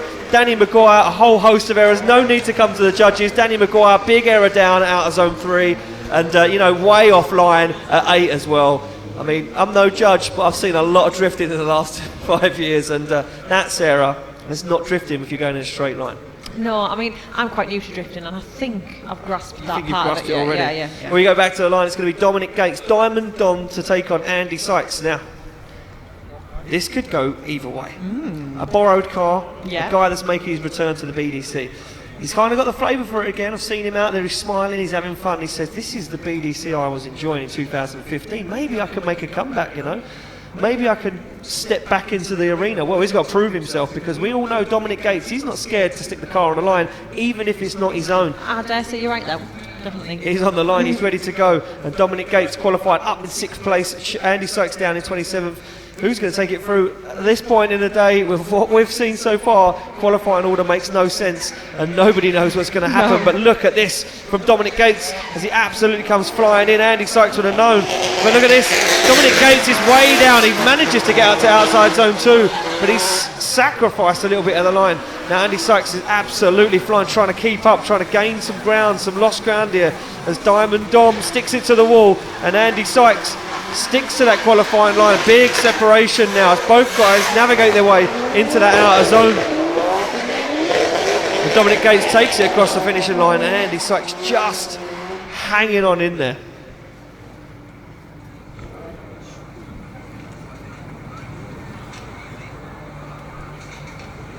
So back to the start line they go. It will be now Dominic Gates to chase down Andy Sykes. And this one, well, can Andy Sykes return to the BDC and cause an upset, or can Diamond Dom really prove that the new guys, the new talent, have moved on since 2015? As they go through the start line, it will be Sykes to lead out Gates. And look at this from Dominic Gates, straight onto the back bumper of that S13. He knows you need that proximity, you've got to be on the back bumper to get the kill. Andy Sykes on a very nice line there as they come through the centre of the circuit and transition out into outer zone 3. Takes down the cone. Oh, but Andy Sykes makes a huge error. Makes a huge error, uses the runoff. He tagged the wall and used the runoff, Sarah, to get himself out of trouble, as Dominic Gates is now going to finish up the run. And look, this is how it's changing. This sport is progressing, and one small error, you're out of competition. That's it. I mean, I'm glad he avoided any, major wall contact there, and used the runoff wisely, really. But it's a shame his run went that way. Yeah, it certainly is. Look, no one wants to see that happen, and for me, Andy Sykes, he just got it wrong. He mistimed the transition, got into it too deep. We're going to make the decision, Dominic Gates or Andy Sykes, and there we go. Dominic Gates gets the win. Andy Sykes out of competition, and look, going off track, 4 wheels off the circuit, can't be overturned. Diamond Dom moves through it. Goldfinger rings. Sounds like James Bond, doesn't he? It's like a James Bond villain. You're going to call him Goldfinger from now on. Could change his livery. Change his livery. His livery on his other car is gold and silver, I do believe. There you go. He's not silly. Makes sense. He knows. He knows. So Gates advances through, and this, believe it or not, is the final battle in our top 32 before we start to kick off our top 16. Next battle of the day, Rob Johnson to take on Ignis Minelga. Now, we've seen Johnson do some very good stuff in the past, but he's a little bit hit and miss. He's a little bit wild, he can go a little bit crazy sometimes. Ignis Minelga, though, looking strong this weekend. That VG30 powered Nissan 300 ZX. That's a new chassis, so it's different. What has Johnson got? He leads him in, and look at this, right onto the back bumper goes Ignis right now. And you know what I can see? I can see some tyre smoke, Sarah. That means the track is drying up, but is it still wet down there in outer zone 3? It certainly is. Oh, and a little tap onto the back end from Ignis Minelga just upsets Rob Johnson's line now. Rob Johnson continues the run. And Rob Johnson's going to finish up the run there and take it back to the start line. Judge is going to be looking at that one. Be interested to see exactly what happened there. Did he slow massively, Sarah? That's what they're going to be looking at. Yeah, that's it. I mean, I didn't see that initially. All I saw was he just tapped the back of Rob's car, but again, I could have missed something. I could have maybe not seen Rob slow down. Maybe that did cause it. Yeah, did Rob drastically slow down as they entered out of zone 3, but that is a decel zone. So from clipping point 3 to 4, that is a decel zone. Judges will be expected, or your drivers will be expected, to slow down there using the handbrake or the foot brake. So Rob Johnson might not be at fault. This could be all down to Ignis. We move it along though, back to the start line, and now Ignis sits in that lead position to take on Rob Johnson. Rob Johnson's going to chase. Well, he knows he give him a little tap up the bum. And Rob Johnson is going to say, return the favour. Right, if you want to play that dirty game, we'll see what you can do. And look at that from Johnson, straight onto the back bumper goes Rob Johnson. Ignis in the middle of the circuit though, he does manage to get it to outer zone 2, and look at that dry in the middle. Look at the transition from Rob Johnson, nearly no use of the handbrake as Johnson sticks it to the side of the 300 ZX, and look at Rob Johnson, he's an absolute man possessed right now as Ignis navigates his way through the middle of the circuit. Johnson once again makes a big dive up onto the door. Huge angle from Rob Johnson. Give him a round of applause, ladies and gentlemen. That's the Rob Johnson I like to come and watch. That is awesome. We were on about his style earlier.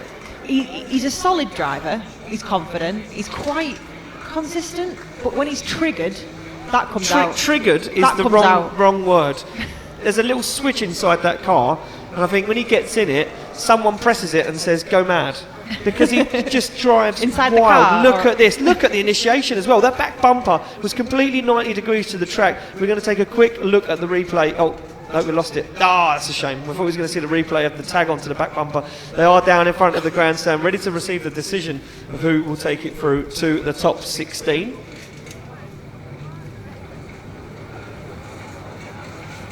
I mean, I could sit here and watch these guys battle again. Yeah. Because that was pretty good. Yeah, I'm happy with that. Neither of these guys deserve to be knocked out of competition. We are eagerly awaiting to get the decision. Judges still chatting about it. I think they're chatting about the contact.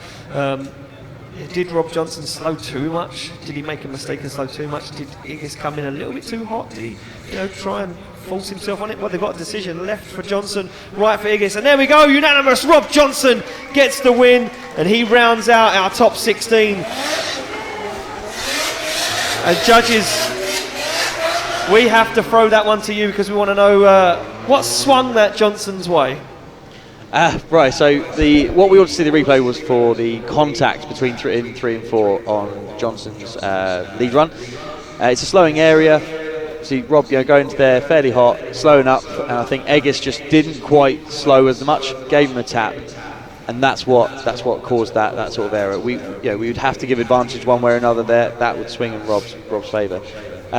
Iggis's lead run, really good. Rob fully chased that lead run and made every opportunity to really put it on there, and so Rob really stuck it to the door and all the way through. Really exciting chase run from Rob there, and that gave him an advantage again in that chase run. So there we go, Rob Johnson getting the win, advancing through to the top 16. That fulfills our top 16. That means we're going to give you a little bit of a top 16 parade. So these guys are down there in their battle order. They're all gridded, and they're going to be led out by, I do believe, our BDC transit van. Is he going to drift? Well, no, not really. I mean, we can try. We need like a mini. Is that what you want to see? Is that what it's going to take to impress you? I'd really I want like a mini side series of van drifting only. Yeah, I don't know if that's a thing, really. No, but we'll make it a thing. We're pioneers already. Let's do this. Sounds like you've already just given it away, though, to be fair. No, it's fine. We'll rock it. You'll rock I've it. got a combo. I'll put some McDonald's trays under the back. You love a Vauxhall, don't you? No. You've given it away now. Again, not my choice of vehicle, okay. but, it was a gift. So, ladies and gentlemen, as they come down now from the start line, these guys are your top 16 drivers. So, as they come through, I want you to give them a huge round of applause. These guys, put their blood, sweat, tears, and every single penny they earn into these cars and to be here this weekend. Give them a round of applause, give them a wave. Our first battle of the day in top 16 will be Damien Choppin to take on Louis Edwards. You see there, Louis Edwards. You know what? That guy's a killer. He's been doing good things all weekend. Up next, we will see Stephen Fitzgerald to take on Willie Hanna. Now, that one is going to be a tale that you do not want to miss because that could be a dangerous one. Up next, it will be your current points and championship leader, Martin Cowley, to take on Matt Fountain. After that, it will be Mike Jackson to take on Chris Wright in that driven 350Z. After that, it will be Marcus Clare, Sarah's man. Well, not really. I wouldn't go saying that. To take on Josh King. And Luke Barker to take on Paul Cunnington. After that, it will be Ian Rutherford to take on Charlie Hume, the new kid on the block. He's looking stronger than ever. Dominic Gates, he'll take on Rob Johnson, who just made himself a spot in the top 16. Ladies and gentlemen, as they come past you, give them a round of applause. All these drivers putting heart and soul into these cars. And well, look, I've had fun already.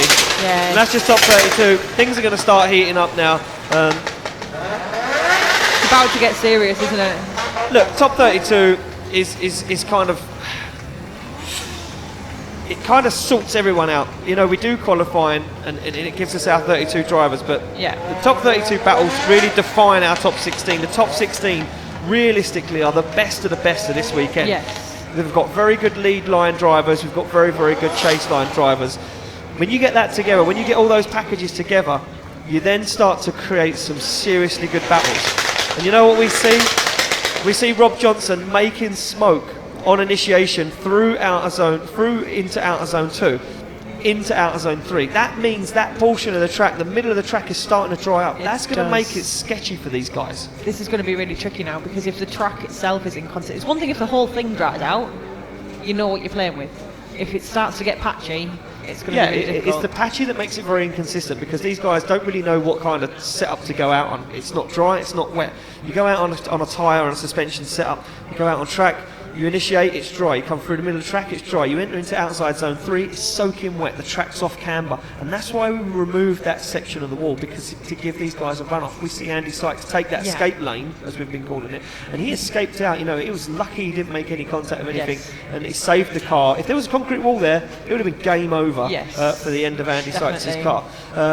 So look, it does make it sketchy. Who knows what's going to happen? It's stopped raining. There's no wind in the area, so the wind's not going to dry the track out very quick. So it's just literally going to be our guys on circuit drying out the track. You guys can see it in attendance on the big screen and at home. We can see our battle tree of our top 16. And well, before you know it, Sarah, it's going to be time to announce the podium. And right now, I don't know who's going to end up on the top of that podium. Yeah, I can't guess at all. At all. Something else I noticed about the track, there's quite a lot of different surfaces included in it, and that's going to come into play as well, isn't it? We spoke about this quite a bit in the driver's briefing. Yeah. But there is a lot of change in the surface itself. You can see the dark coloured tarmac and the light coloured tarmac. It's broken up. There's a lot of patches in it as well. There's also some painting on the circuit. You can see some painted hash marks because this is normally a service road and a car park. Yeah. So there are painted areas of the circuit, which is a different kind of paint to the paint we use. We use lime to mark out our circuit. These guys use, like a plastic paint. So that is very slippery. Really slippy. So, these guys, they're battling all sorts of stuff. This isn't an easy layout. This isn't simple for them to navigate. So, fair play to them. And top 16 is going to be interested as we move forward. Like I say, again, a huge thank you to everyone who came out this weekend to support UK Drifting. You guys really, really helping grow the sport and the natural progression of drifting in the UK, push it forward. And a massive thank you to all you guys. And if you're thinking about coming along, Sarah, well, look, what are these guys? There's plenty going on, right? There's all sorts. Right, I'm going to go and have a go at the axe throwing. Bull riding. No, you bull riding. Axe throwing. Bull riding. You have a go at the bull riding and then I'll have a go. Okay, yeah. We'll flip a coin for that. All right. What else have we got? This is a car show. What haven't we got? What haven't we got? Gorgeous cars down there on display. Got some trade. Yep. Trade stands. We've got Excite Energy. We've got Excite Energy in the house with 2 simulators, so you can get down there, and they're simulators, I do believe, of the rallycross car that Oliver Bennett drives, so I think it's the Mini, so you can get down there. I would absolutely kill you in like that down there. We go head to head. My time will be half yours. Yeah, we'll let you say that. We've also got... I'll tell you what. No, we won't You try. might beat me in that, but...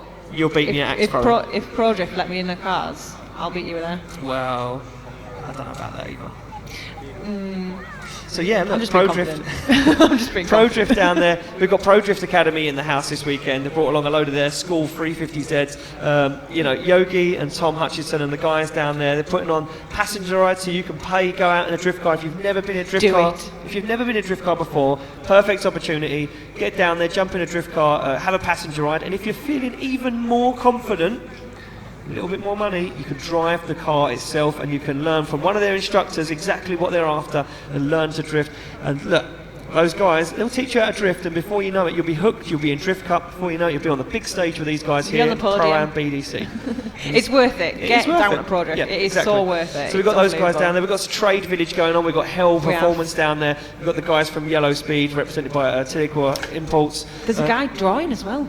Drawing? Yeah, or painting possibly. I didn't quite see, but he's doing some artwork, some car-related artwork. It's pretty cool. Yeah. I had a quick look. The tent was closed a little bit this morning, obviously because of the rain. Yeah. But I put my head in and had a little look. It was to get down there later, cool. Yeah, so we've got plenty of that going on. Obviously, the axe throwing that we can't push enough because we love it. Because we love it, and I haven't had a go yet. Before the end of the weekend, I'm going to have a go. Shouldn't do it after we have a party. We should do it. Let's do maybe it. In the let's morning. Do it after the podium. Yeah, okay. Before we have a pint. And obviously after the podium tonight, we're going to be playing some music. So if you are still hanging around at the end of the day and you're going to go to the pits and hang out and see some of our drivers, because we've got an open pit lane here, you can go and meet those guys. Got the generic white guy here, DJing tonight, putting on some tunes. He'll be in attendance all day tomorrow as well, playing music for you guys. And trust me when I say he's a good DJ. he's all right. Yeah, he's I all was right. listening. I was like bopping along this Yeah, morning. he was having a real good it was jam. good. Yeah, real good jam. So yeah, come down. We've also got the guys here with the Lambos from the rally. They're going to be tomorrow bringing out our top 30, top 24 and top 16 parade. So even more stuff to look forward to. Like I say, grandstand tickets are sold out, but there are still tickets available on the gates. Come down and stand. Yeah. Plenty of places to stand. We've opened up parts of the circuits. You can stand almost at clipping point 8. You can. Actually, yeah. Yes. Yeah, I was helping putting the fences up yesterday. I watched from up here where I had my feet up. Yeah, I'm sure eating you an did. ice cream. Yeah, sure you did. But actually, you can stand where sort of clipping point 4 and 5 is, and you can see right down the entire track. There isn't a bad seat in the house. There isn't actually. There isn't no, a bad seat in the house. There isn't. So we are just waiting to get our top 16 drivers back on the start line. A few of those guys had to make their way back to the pits and change tyres and refuel and get themselves sorted. Also, not only the cars, but our judges just had to have a quick refuel. Yes. Because, I They've gone mean, for some such a hard Excite job sitting there watching drifting all weekend. I don't know why they're laughing at that comment. Yeah. So we're just waiting to get those guys back out and ready to go for some action.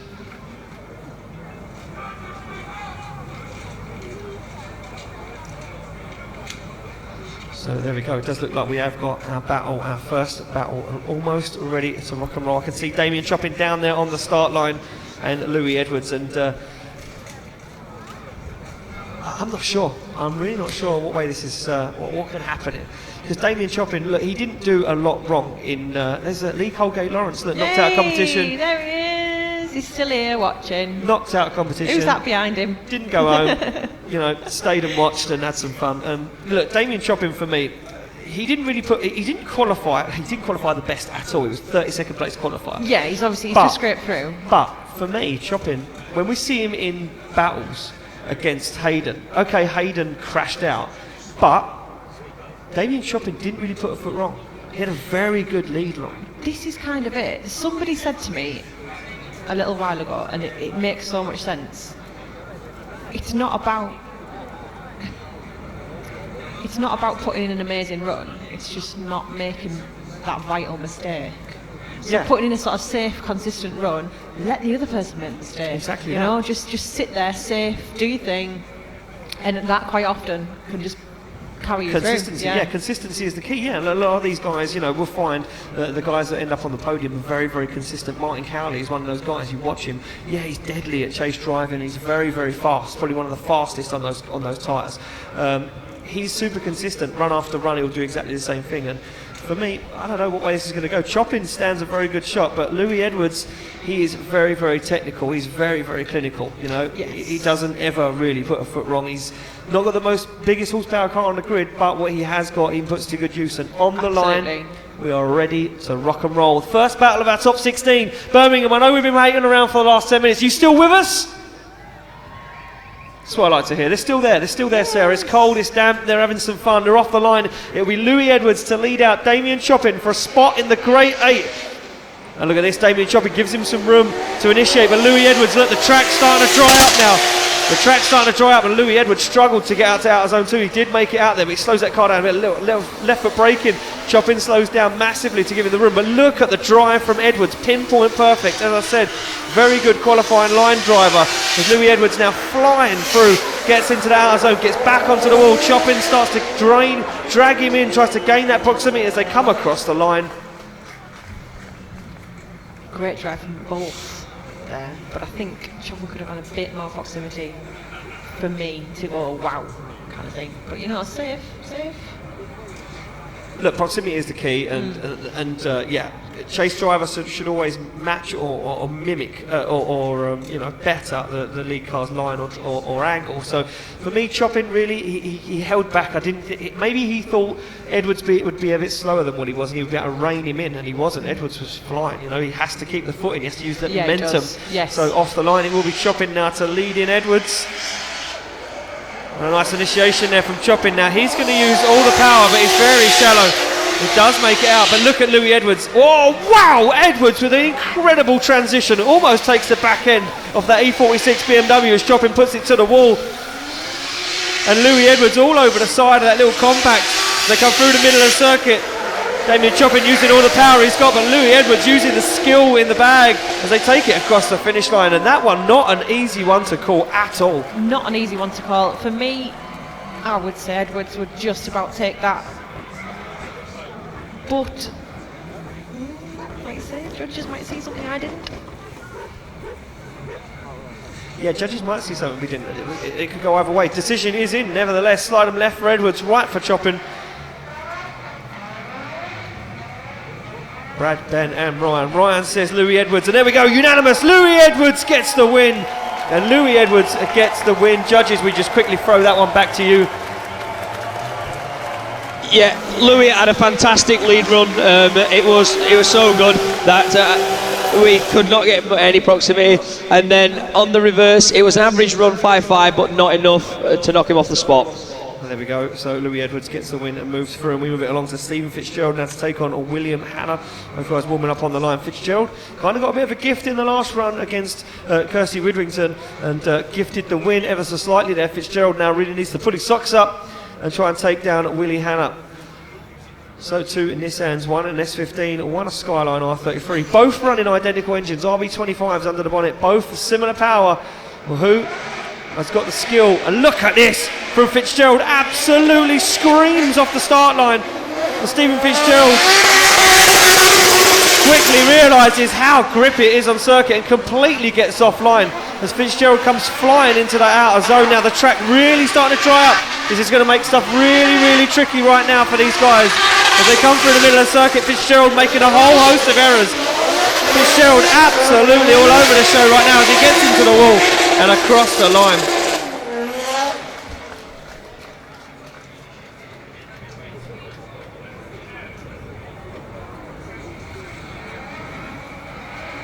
So there we go, back to the start line, these guys go, and yeah, Fitzgerald for me just made a whole host of errors, Sarah. Absolutely, I think they're just going to have to breathe now, because I think they're both trying to just bring it too much. And I think it's just making them a little bit scrappy.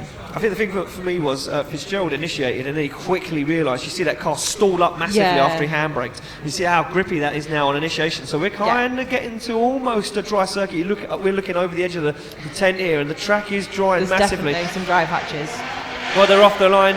Is now Willie Hanna to lead out Stephen Fitzgerald as they come flying in. You can see that smoke from the tyres. And Willie Hanna absolutely perfect. But look at Fitzgerald all over the back bumper. As Fitzgerald slows that car down, Willie Hanna gets into the wall, almost comes to a straight and there, finds out on zone 5. Fitzgerald all over the side of him. He gets himself caught up in the middle of the track. Completely wrong transition from Stephen Fitzgerald. As Willie Hanna finds that outer zone and across the line, and that's the Willie Hanna we know. That's the Willie Hanna we have grown to love.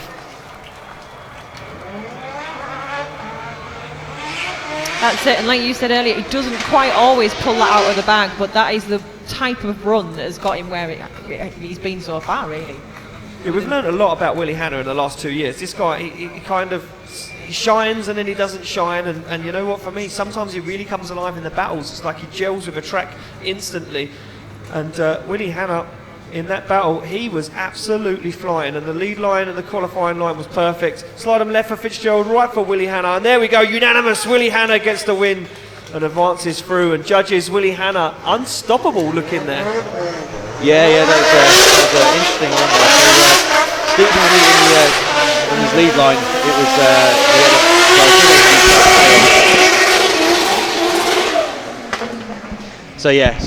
was Stephen's lead line wasn't amazing, but Willie had no procs in his chase at all. So good line from William Hanna with no proximity, a poor lead line from Stephen. When they switched around, Willie had a great lead, a slight straighten from when he tapped the wall slightly hard at clip 4, but then Stephen caught himself out between 5 and 6, lost all his proximity. That then gave the advantage to Willie. There we go, Willie Hanna getting the advance and moving through. And this one is a very important one. You wouldn't think it, but it is most certainly. Martin Cowley on the line to take on Matt Fountain. Now, Louis Edwards sits in second place in the championship, right? Yeah. Well, he's now into the Grade 8. If Martin Cowley gets knocked out, stop 16, could Louis Edwards take the championship? They're off the line. Cowley to lead, Matt Fountain to give chase. And look at this from Cowley, but Fountain right with him. Oh, wow! And Matt Fountain gets himself in the middle of the circuit, takes down out of zone 6. But Cowley's in the wall! Cowley's in the wall and contact between him and Matt Fountain, and you know what? I need to see a replay of that, because what went down right there, and as it looked like there was damage there to Matt Fountain's car, but he's going to make his way off the circuit. Wow, and incredible stuff, Sarah. Well, Cowley's driving and he looks okay mechanical wise, so was that just a driver error? It was just, it seemed to happen all too much too quick there. You know, Matt Fountain was all the way up the inside. He completely destroyed out of zone 6, and then for some reason Martin Cowley washed way off track into that outer zone. That his wheels off track at that point of the circuit. So could that be a 10-0 potentially to Martin Cowley? We're going to see a replay. Look at this. They get into that outer zone. Cowley. Yeah, Martin Cowley is not being affected by Matt Fountain at all. Matt Fountain, in fact, is trying to slow down to avoid him, because he can see his way off that qualifying line. This really, right now, could be for the championship. I can't deal with it. This could be for the championship right now. Louis Edwards is through to the Grade 8. If Matt Fountain takes out Martin Cowley right now, this could mix up the championship right before we go to Three Sisters in a few weeks' time. They're off the line. Fountain to lead out Cowley for a spot in the Grade 8. And a nice initiation from Cowley behind Fountain. Fountain, cool, calm and collected though, but he's in the middle of the circuit. It's not a nice line from Matt Fountain at the moment, but all he needs to do is make it round. Can he do it? Can he stick it to that qualifying line now? He finds that wall once again, and now Matt Fountain back into the middle of the circuit. This is very scrappy from Matt Fountain, and Cowley's doing everything he can to try and chase him down as they bring it across the line. Ladies and gentlemen, could this be it? Could this be the spanner in the works for Martin Cowley? This could change the championship completely. Well, we thought it would with Farrar. Farrar just took himself out in top 32, so that changes the way the field looks at the moment. Louis Edwards right now is sitting in the paddock with everybody else that he knows, and he is praying to God that Matt Fountain takes the win right now. 2 points in it? Is that what it is? I think there's 2 points in it. Decisions in. Left for Cowley, right for Fountain. Brad, Ben and Ryan. And there you go, it's unanimous. Matt Fountain gets the win and advances through. No need to go to the judges for that one. 4 wheels off track, Sarah, and I'm getting the approval from the judges. Look at Cowley. He is absolutely dejected, arm out the window. He cannot believe what just happened. It's difficult to even find the words for it, really, because Martin Cowley has worked so hard for this, and he's been doing amazingly. And this is just going to really, really throw a spanner in the works. Well, this is what I like. I like it when the championship gets absolutely thrown up in the air. But we move it along. Up next, it will be Chris Wright to take on Mike Jackson. We give the thumbs up all round. Chris Wright right now will be chasing down Mike Jackson, the higher qualifier in Jackson, to lead. And Jackson before, remember, he made some errors. He's not looking too comfortable himself out there right now as he fires into that wall. Yeah, and a massive change in grip. And look at the way the car reacted. Both guys make huge errors. They straighten massively. Our Pro-Am drivers, not many of our Pro-Am drivers got practice yesterday in the dry, so this is a whole new learning curve to them. They're having to learn this track in the dry once again. Mike Jackson comes through the middle of the circuit. Oh, what a spin! A spin from Mike Jackson as the conditions change. It's very damp there on that diesel zone into the wall. Yeah, there's still a little bit of water down there. The rest is pretty much dry now, isn't it? But there's still a lot patches of water sat around, and it's really going to throw everyone, because you're doing 2 or 3 clipping points or corners or transitions, and they're all in a certain speed, and you know how much to throw in there. Well, and then all of a sudden, the initiation threw them straight away. You see, they got into clip 1, they pulled the handbrake, and you see the car dart across the circuit, completely straight lined it, because these guys didn't realise, they've never driven it in the dry, so they've thrown the car in, and the car has not reacted how it's reacted all day, and that could be the tail of the tape for this weekend. We move it along. It will be now Chris Wright to lead out Mike Jackson. That one will come down to who made the error first. For me, that was Mike Jackson straighten. So he made the 0 first.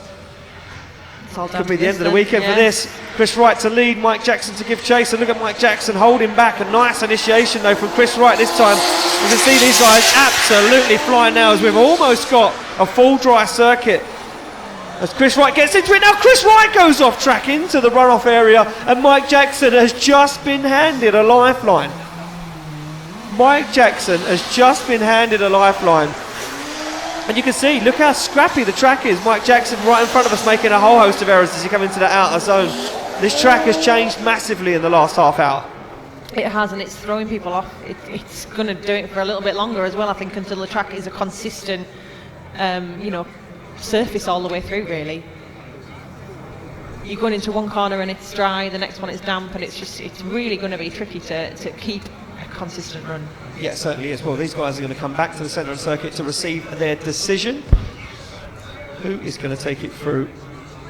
Or will it be a one more time? Will it be 2 10-0s? Will it be a one more time? There we go. Brad, Ben and Ryan slide them left for Jackson, right for Chris Wright. And there we go. One more time, ladies and gentlemen. It's going to be a one more time. Judges, I'm guessing I was right. 2 10-0s either way. And we have to see them one more time. No judges. They're just... they're still discussing. They're just having a chat. I think that's got to be the only right call, hasn't it? Both drivers made errors, and you've got to take a little bit into consideration the track conditions now. Yeah, that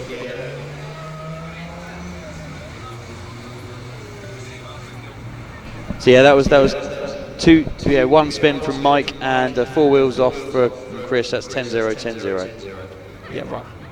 I didn't know. I was just only coming to you because of the 2 straightens after the initiation, from the straighten from Mike Jackson when he initiated. That was the only reason. I was just trying to clear it up. Was it that was the 10-0? Was it the spin? That's what I wanted to find out. No, it was the spin that gave the 10-0. The 2 straightens had dropped him down on points, but it hadn't been enough for us to call the 10-0 at that point. That's what I was just trying to clear it up. Just trying to, just learning here. Just learning and collecting, Sarah. Just learning and collecting. Fair enough. That's it. We're moving along to the next battle of the day, and it will be Marcus Clare to take on Josh King. Well, this one, I mean, look, Josh King, he needs to really find his form. Marcus Clare looks like he is absolutely on form this weekend as he flies through. Nice initiation, but these changing weather conditions and the changing track could play a massive part right now. But Clare, he looks absolutely dialed. He drove in the dry yesterday. Oh, but he gets it way wrong. Way wrong does Marcus Clare as he fires that car off. And look at that, Josh King shuts it down and drives the rest of the run. And you know what, I was just going to say, Marcus Clare drove this track yesterday in the dry, and he was absolutely flying. He knows what it's like. He knows how quick it is. Listen to that. He is angry. Yes. That's an angry man in that car. Yeah, I can understand that. I'll let him have that. No, you're right. He did drive it all day yesterday in the dry in practice. But what time are we on? Well, he's driven it all day now today in the wet.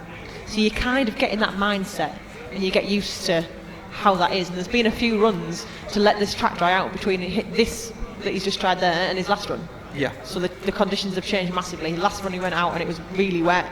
He was dialed in for that all day, and then all of a sudden he's gone out and it's dry, and it's catching people out. Well, it certainly has, and it's certainly caught Marcus Clare out. It looks like we are back on the line. We're just going to make sure the wall isn't affected in any kind of way. We're just trying to get our marshal down there to have a quick ganders. I'm going to have to stand up soon. It's that point of the day where I'm going to have to stand up and start bouncing around, because we're almost in the final 4, and that's the real business. That's where we start standing up and getting excited we start and jumping getting around in the tower. That's where we start to see some stuff we haven't seen all weekend. So it does look like our wall is fine and we are ready to rock and roll. So it will be Josh King to lead out Marcus Clare. And is that the chink in the armour for Marcus Clare? Is that the little fall? Is that the fall that we was waiting to see? He looked too good before. I'm a bit gutted. He's off the line. It will be King to lead out Clare right now for a spot in the Grade 8. And Josh King doing a very nice job. Marcus Clare in that chase position now starts to hunt down the side of the E36 BMW. He knows he needs to throw everything he has at this to try and beat King, to try and overturn that 10-0. But right about now, it doesn't look like Marcus Clare has anything he can do to try and beat King, as King finishes up the run and takes it across the line.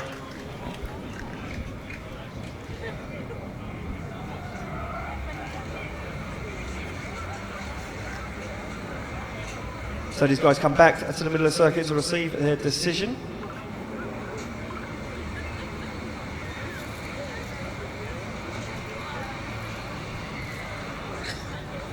And you know what, for me, even if Marcus Clare is out of competition, what a run, what a drive, unbelievable all weekend. Slide him left for Marcus Clare, slide him right for Josh King, and there we go, unanimous. Josh King gets the win.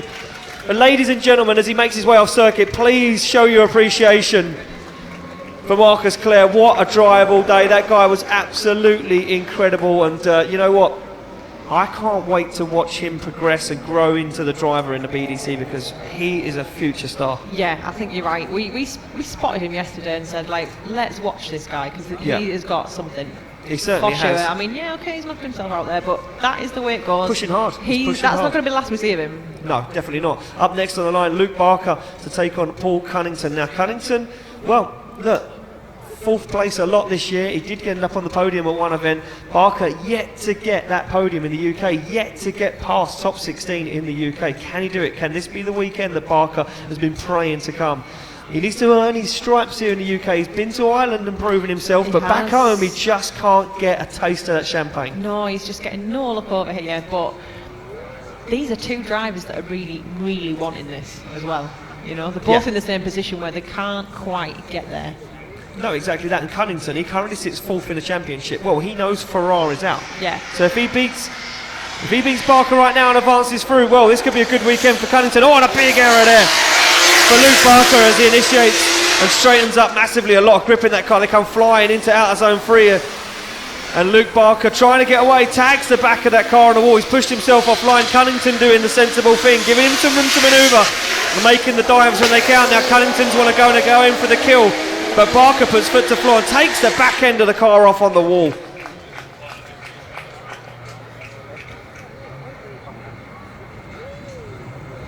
Oh, there we go, look at that, absolutely destroyed the back end of that car. It did. Luke Barker, and a very good run there, very nice. But Paul Cunnington didn't really put a lot on, just not the massive gain in proximity that we expected. It gave him some room to manoeuvre. I think he had no choice there, though, didn't he? You know, he could see that Luke was making a couple of errors. Yeah. He was feeling the pressure, and I think he's just had to give him a little bit of room.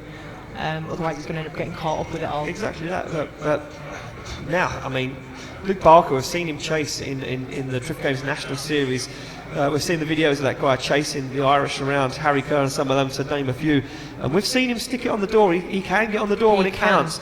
Can he stick it to the door of Paul Cunnington? Cunnington will know he has to drive away. He knows he didn't gain any proximity, so he's going to have to try and better the gap between them. Yes. You know, to try and, you know, move himself forward in competition. We get the thumbs up all round, as we can see Mike Jackson making his way back to the back of the grid there. I think they're just checking out Luke's car there to make sure it is just the bumper that's come off. There's no other damage that needs to be assessed. I think it looks like we're good to go. So there we go, hands up, they are ready to rock and roll. Both drivers get the all clear and they are sent off the line. Cunnington to lead out Barker for a spot in the Great 8. And look at this, Barker onto the back bumper. He knows he can't give him any room. Cunnington on an absolute flyer though, nice and wide, absolutely flying right now is Paul Cunnington as they get nice and deep into outer zone 3. Now here comes Barker, starts to make the dive, but he makes a huge error. Barker makes a huge error in the middle of the circuit and has to shut the car down as Paul Cunnington, absolutely flying into the outer zone, puts it on the wall and across the line.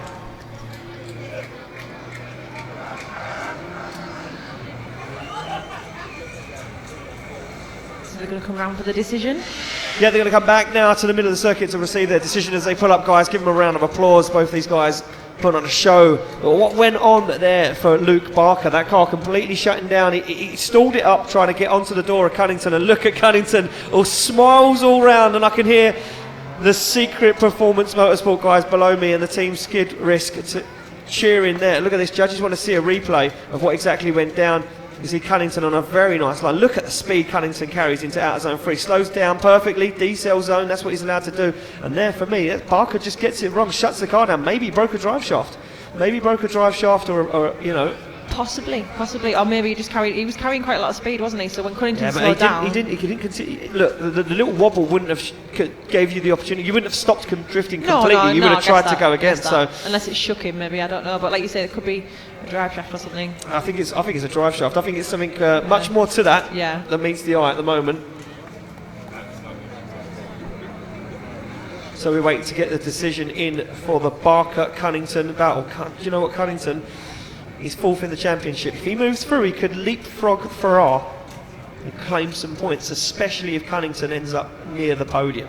This could be a complete change in the championship before we head to Three Sisters in a few weeks' time, and that's what we want to see. Yeah. That's what we want to see. We want to see drivers working hard before we head to the final round at Buxton. You know, concrete and metal walled ring of steel, where these guys are going to be gladiators. They're going to go head to head and fight for a championship. That's what we want to see. We don't want it easy. We don't want it done at the final couple of rounds. Judges talking about this, and it's great. I mean, even today only, it looks like there's going to be so many changes in the So many championship. changes in the It makes championship. it so interesting, doesn't it? it certainly does indeed. So judges still deliberating this Yeah, one. What are yeah. they saying? I mean, we're going to get a word from them once we get the decision in, Yeah. but it's going to be interesting to find out how they perceive that, how they see that one go down. You see both guys in the car. We got any Luke Barker fans in the house? We got any Paul Cunnington fans in the house? There might be some just I below think the there's like one or tower. two. Yeah, there's one or two of them around. Who wants to see these guys go one more time?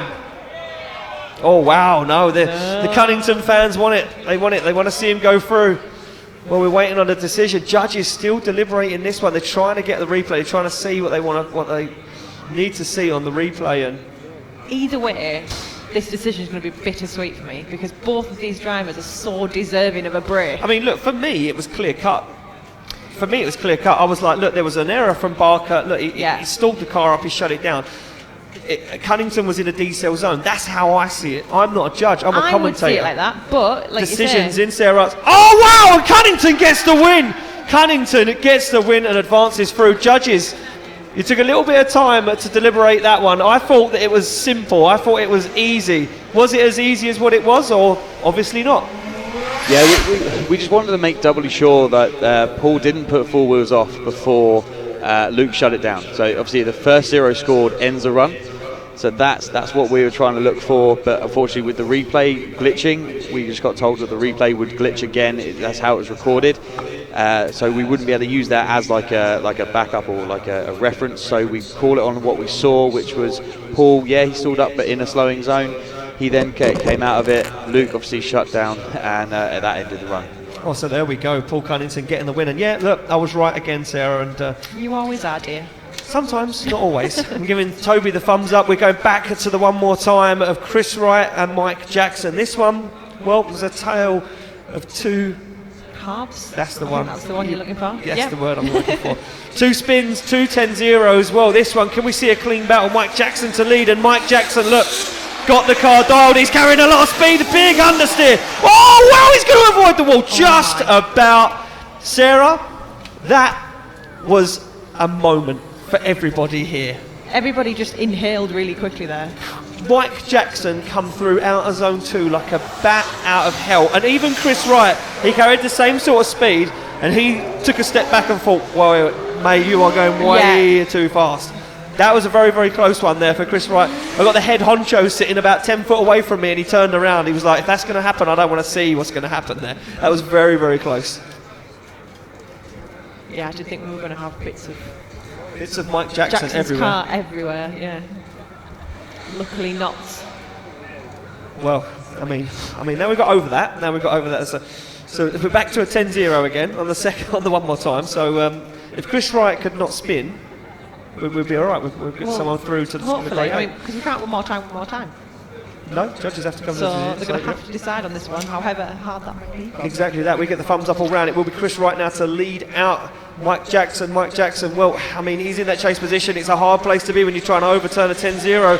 Chris Wright just needs to keep his cool. The 6-out qualifying line, a nice initiation, and Chris Wright now found his form. As you can see, Mike Jackson still not looking 100%. A little bit of an error there from Chris Wright as he gets into the wall. No! And a big error from Chris Wright.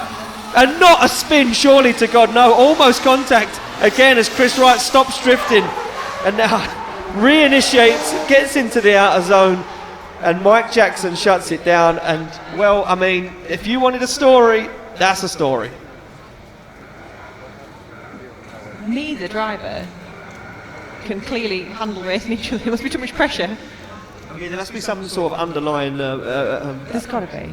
between these two. Yeah. Like, you know, Like an old feud. I think, I'll tell you what happened. I think it was like Mike Jackson took Chris Wright's parking spot in the pits the weekend, and he was like, that's it. no, I wanted to be near the tree, and he was like, well, no, I wanted to be near the tree, and That happens in the paddock. Does it really? Yeah, very like that. Man. Well, look, these guys are back on the line. Judges discussing this one. We got any Chris Wright fans in the house?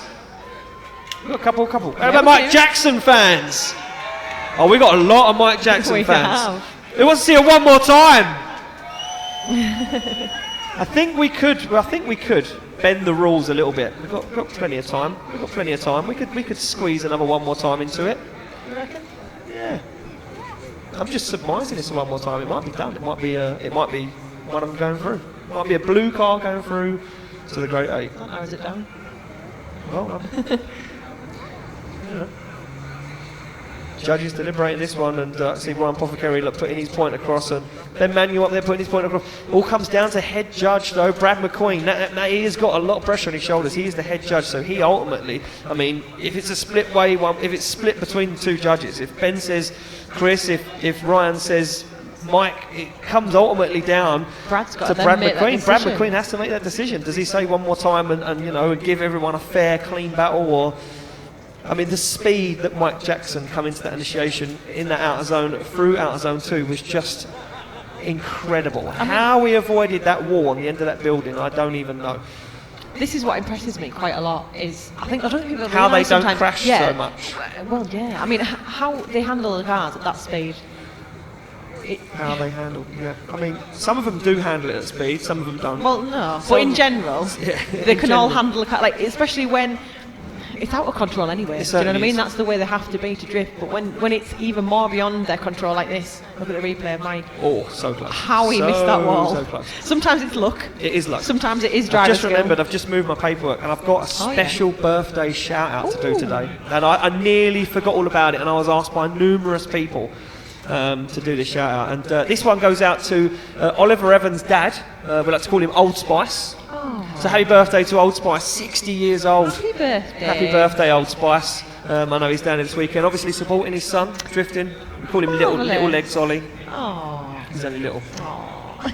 Yeah, put him in your pocket. So yeah, happy birthday to Old Spice. I nearly forgot. I would have got shot, would have hung after the event if I would have got that one out there. And look at that, Chris Wright on the radio to his spotters, trying to find out what's going on, trying to find out that information. And look, that's vital. All these guys have got spotters areas in front of the tower here. We've got a designated spotters area where these guys stand. They watch every single run. They video everything. They time each other. So they can relay the information to other drivers. Mike Jackson, look, super happy inside the car. Give it a smile. Look, he just nearly smashed my car up, but I'm still happy. Yay. He's not phased. He's not phased at all. So it looks like our judges may have a decision. They're still talking about this one. Oh, it looks like it's in. Left for Jackson, right for Wright. And there we go, ladies and gentlemen. Chris Wright gets the win. Judges, I mean, we're going to have to. It took you 2 days to deliberate that one.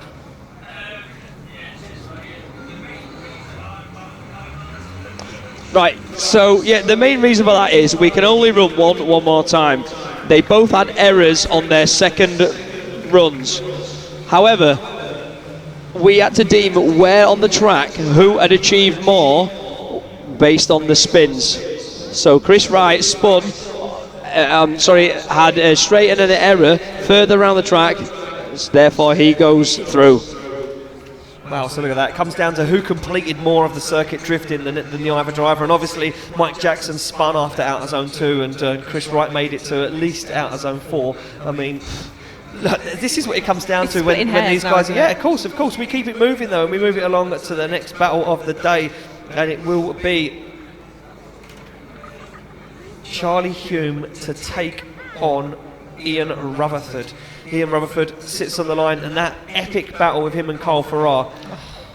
Well, I mean, look, Rutherford, he's on form. We can tell he's on form already. But Charlie Hume, I've said it already. I've watched him drifting. I watched his Drift Cup video footage. He is Mr. Consistent. He was consistent in practice today and on Friday. Charlie Hume, I mean, could he be too consistent? Could he open the door for Ian Rutherford to get nice and close and personal and force the win? It's always the danger. That's the danger. That's it. So there we go, off the line they come. It's Ian Rutherford to lead out Charlie Hume. Charlie Hume, He's thinking this is his dream weekend. Can he get in a Great 8 at BDC? Well, he's almost there. All he's got to do is take down Rutherford, but Rutherford is absolutely flying, but way off that qualifying line right now as they get into outer zone 3. Oh, and Rutherford spins! Rutherford spins into outer zone 3. And I mean, can we get a clean battle? Nope. Apparently not. Can we just have one? Just one clean battle would be absolutely I think we had half. a dream. Half. We had half earlier for on. one. Yeah, we had half Does for that one. Well, look, I mean, it doesn't take a genius to work that one out. And if you've been watching drifting for long enough, or even the last hour, you would have understood that a spin is a 0 and a 10-0 advantage to your opponent. So Charlie Hume right now is in his first top 16 at BDC with a 10-0 advantage over Ian Rutherford, who is super dangerous today. His battle. All Charlie Hume needs to do is be consistent. Yeah. He just needs to do the qualifying line. This is what I said earlier. But he's underpowered in this car. This car isn't the most biggest horsepower car on the grid. It's so not. he's just going to. Well, look, we know he can drive it. We know he's consistent. He just needs to keep his cool, not try and do anything stupid. Just stick to that qualifying line, make it round. Rutherford really can't do a lot. He's just going to have to gain proximity, and even that's not going to be enough to win the event. Potentially. Yes. Who knows what's going to happen though? They're on the line, they get the thumbs up, the sky starts to go dark again. Could we see a bout of rain before the end of competition? Who knows? They're off the line. Hume to lead in Rutherford right now. Look at Rutherford onto the back bumper. S13 versus S13, and look at Charlie Hume, underpowered but using the momentum, using the talent and the skill, and Rutherford shuts it down, and Charlie Hume, Drift Cup driver, absolutely destroys the Pro-Am competition this weekend. Charlie Hume, the new young gun on the scene, is proving people wrong. Look at that from Charlie Hume. If that's not a tale of the underdog, what is? That's just brilliant. Brilliant driving. I mean, this is it. This is what I said earlier. You don't have to necessarily do anything over the top or spectacular. Just don't make an error. Just let don't the make other a guy mistake. make the error. Exactly that, and that is what Charlie Hume take it did. home. I said to you, he's super consistent. He does the same thing run after run. And look, that Kenda Tyres driver did exactly what he knows what to do. Stick to the qualifying line, put in a run, and let everyone else make the mistakes. There we go, 1 vote for Brad, unanimous. Charlie Hume moves through to the Great 8 at round 4 here at the British Drift Championship. Ian Rutherford out. Look, there's no need to go to the judges. 2 spins from Rutherford, and Rutherford is angry. Look at that. He knew he could have got to the podium this weekend, Sarah. He will be over the moon with that. I think anything is going to be a bonus for him, isn't it? He's just going to be chuffed to bits. Well, there's one more spot left in the Great 8. And this one is going to be a tough one to split. Because on the line, we've got 2 guys that are hungry for a podium, hungry for a result. One guy has got the oracle of UK drifting down there helping him out, Mark Sweeps Buckle. The other guy is in a borrowed car with the guy who owns it helping him out down there. And he's probably just said to him on the radio, do what the hell you want, but get into that just Great 8. Just get it, yeah. Right now on the line, it's going to be Dominic Gates to lead out Rob Johnson for a spot in the Great 8, and that's the final spot in the Great 8, Sarah. We're going to start to move the pace along ever so slightly now. As soon as we get this Great 8 battle done, we're going to be as soon as we get this top 16 battle done, we're going to be in the Great 8, and then things are going to start heating up because it's going to be the final 4. And you know what that means? Those guys get to drive tomorrow with the pros. And you know what the weather forecast is for tomorrow? Horrendous again, probably. Dry. 32 degrees, the sun's coming out, it's shorts out. You're telling fibs, aren't you? Yeah. Yeah, okay. Sorry. Oh. I did almost believe you for a second. Yeah, I know, so did. At least 4 people in the crowd were like, what, it's going to be dry? Got their iPhone out, went on the weather app and was like, liar. Ian, you're full of rubbish. Liar. There's Matt House. Look, everybody. There he is. Look at him. Not doing any work. As usual. No, he's been interviewing people. He's been a busy guy this weekend. He's probably going down to get a bacon sandwich though, because he's been running around all day. Thumbs up to the camera. So we are just waiting to get our track absolutely spot on before we send these guys. You can see a little bit of contact on the wall there. We're going to get that just realigned with our forklift. And then we're going to be ready to go with the final top 16 Pro-Am battle here at round 4 of the British Drift Championship. Again, before we get the action on the way, I say a huge thank you to our sponsors, because without those guys, Sarah, we wouldn't be allowed to stand in this tower and talk rubbish for hours on end. A massive thank you to Samco Sport, Yellow Speed Racing, Excite Energy, who are in the house, They are. They've got thousands of cans. We've been giving them out all day. Our lovely BDC girls have been walking around handing those out. Simpson Motorsport, OBP Motorsport, Corbeau, Tarmac Sports, Competition Clutch, Slide Motorsport, Hell Performance, M-Tech Brakes, On It, Funk Motorsport and AM Details. Hell Performance are here as well. Yeah, Hell Performance are here. Yeah, they've got trade stand down the paddock there. Steve and the guys, absolutely diamonds to deal with. They do some seriously cool bits of kit. And look, why not get down and spend a bit of your pocket money? Yeah, get some nice shiny things for the car. For your Corsa? Not for my car. For your van? You don't want to know what my car is. A van? Well, I share a van with Look my at van. Lee Colgate Lawrence's smile. Oh, look how happy he is all the time. Always happy, always smiling. So yeah, once again, massive thank you to you guys here in attendance in the grandstands. Make some noise, grandstands! You guys have been awesome all day cheering these guys on. It's been the most horrendous weather and everybody else has been standing around the sides. You guys that were here from 9 a.m. from the beginning of practice, standing in the rain, shivering underneath the trees, trying to keep dry under brollies and plastic bags and cardboard boxes. A huge thank you to you guys coming out and supporting the sport. And look, you're being treated with probably the most exciting, most dangerous round of the British Drift Championship we have seen in a long while. On the line, we are ready to rock and roll. It's going to be Dominic Gates, Diamond Dom, to lead out Rob Johnson. We used to call him the lumberjack. Well, he's had a shave, so not anymore. But the Dominic Gates is going to be looking not to get chopped down right now by Johnson. They're off the line. And Dominic Gates absolutely flying. Look at Johnson. I thought he would have been all over it, but he's giving him some room. Big snappy initiation from Johnson. He's got to be very careful. Johnson's got to be very careful not to get lost here as he transitions into outer zone 3. Dominic Gates looking super comfortable in that borrowed car. He gets on that wide line. Now Johnson starts to hunt him down, starts to find the side of that car. Oh, wow, and an early transition from Johnson. He has to back out of it and make a wild dive onto the door.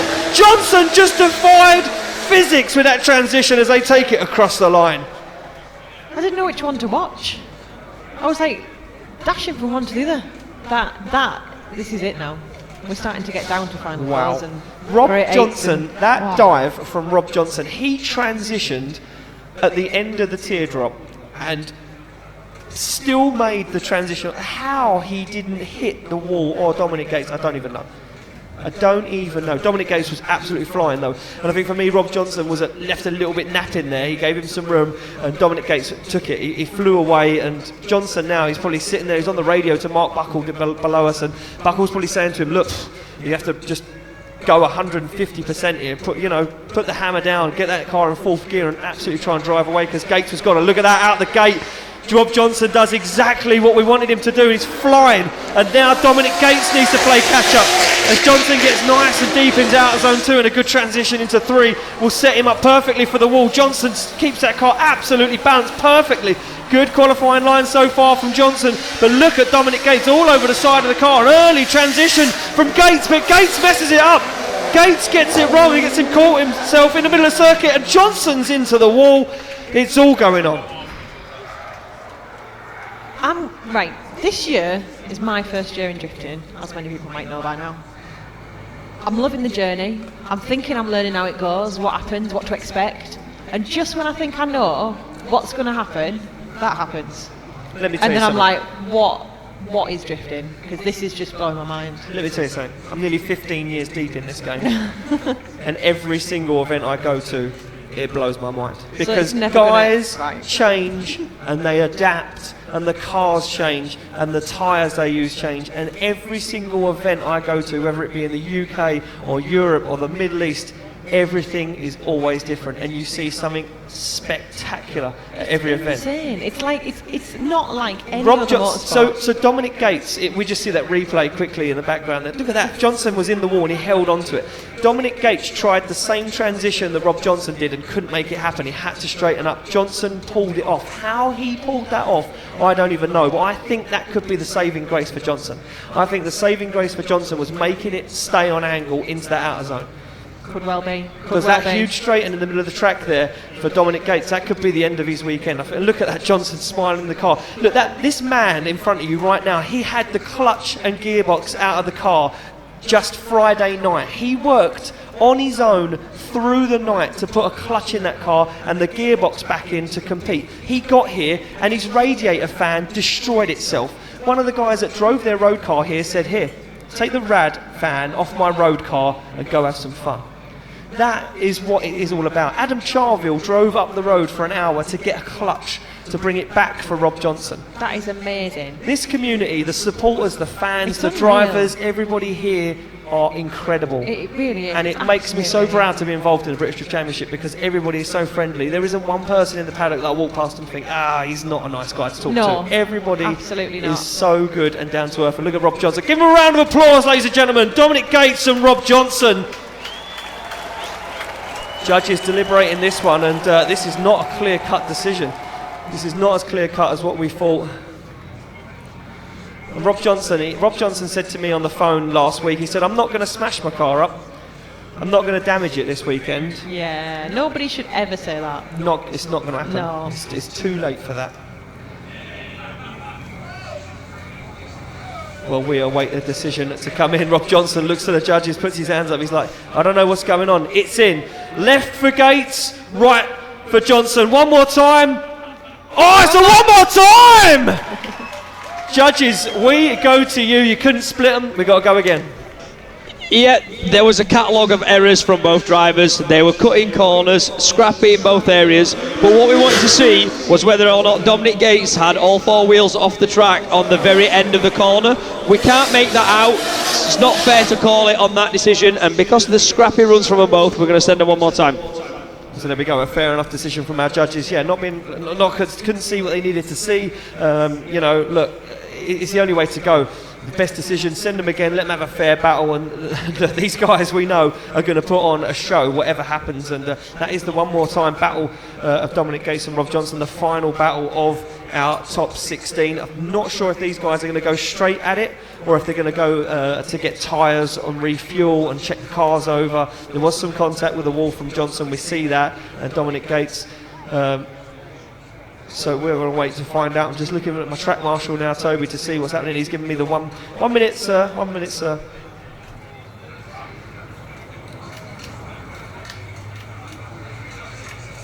So just praying that the R-A-I-N doesn't fall. R-A-I-N. Yeah. Well, because it's getting a bit gloomy again. it is.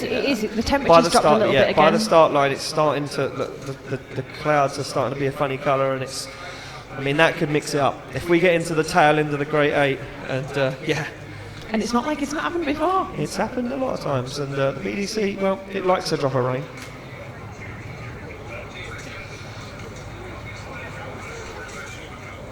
So just been given the confirmation that these guys are going to go straight back out, as you can see, our little tower up on our shed. Give us a wave for the spotters in the spotters area. So these guys are going to go straight back out for the one more time battle, so we're going to get those gridded back up again and ready to rock and roll. It will be Dominic Gates to lead and Rob Johnson to give chase.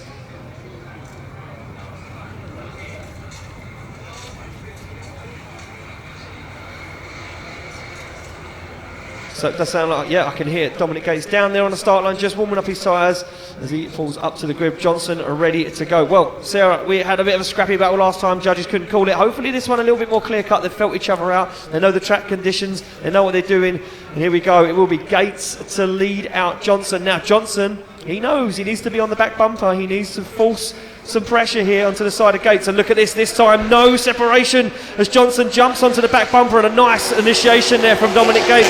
They get into that outer zone. Oh, what a big error! A little straighten there from Dominic Gates as he comes into outside zone 2. But Dominic Gates keeps the pressure applied now as Rob Johnson starts to find the side of that Nissan Skyline, puts the foot down, a wobble in the middle of the circuit again from Dominic Gates as Dominic Gates gets it wrong and Rob Johnson pulls off that crazy transition, and both guys making mistakes, but for me Dominic Gates making more errors than Rob Johnson.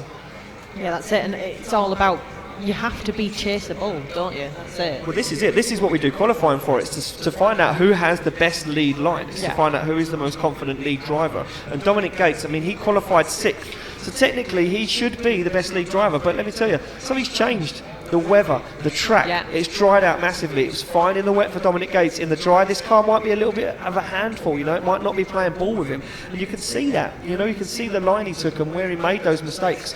As he initiated, he got nice and wide on that wide line, but as he headed towards outside zone 2, he straightened the car up because he knew he was going to go way off track. And that's going to be what the judges will be looking at, that little amount of straightening. Yeah, he's had to correct to stop him Yeah, from going on.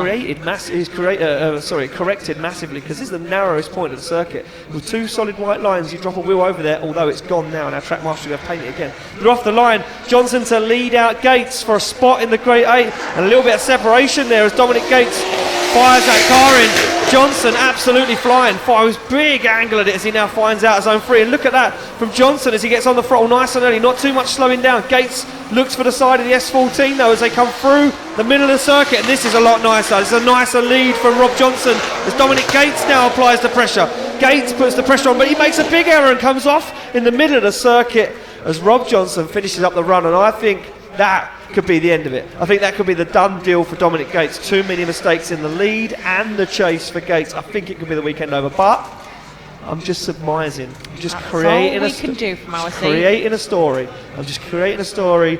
I love Dominic Gates. I love his driving style, and I love watching this young guy drive. But I think there for me was too many mistakes. And look, you know what? He's in a borrowed car. Yeah, I mean, you can't knock the guy. He's gelled with that car really, really well. And I don't think I would borrow in someone else's car, be as fast as I would normally be. Exactly that. Decisions in, left for Gates, right for Johnson. Who's going through to the Great 8? Oh, wow! And Dominic Gates gets the win and advances through judges.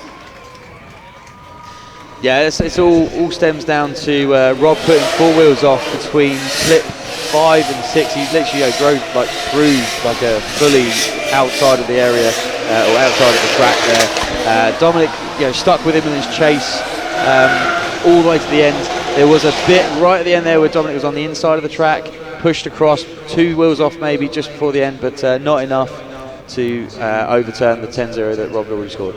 Well, there you go, because I didn't see the wheels off for Johnson. Neither did I. There you go. And look, the judges have got the sunglasses on, and they're seeing stuff. That's why they're good at their job. That's what they're paid to do. Yeah, They do. that's it. Willie Hanna now on the line to take on Louis Edwards, and this is the first battle of our Great 8. We are moving it forward right now. We are ready to rock and roll. Louis Edwards, look, he's been a bit of a killer this weekend. He's come out of nowhere, second in the championship, slowly crawled his way up there. Now he's up there, he doesn't want to lose it. Willie Hanna though, look, this guy, he comes out of nowhere at events and absolutely blows the whole thing apart.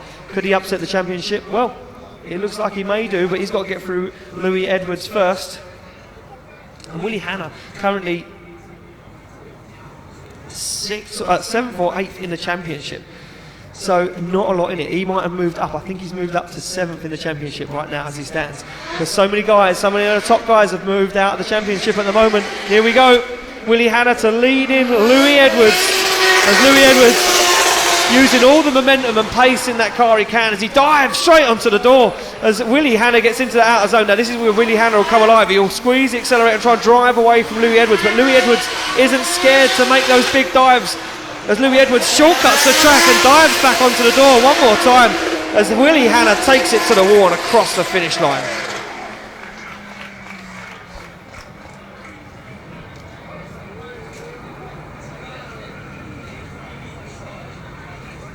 So there we go, those guys back up to the top end of the track, ready to swap them around and do it again.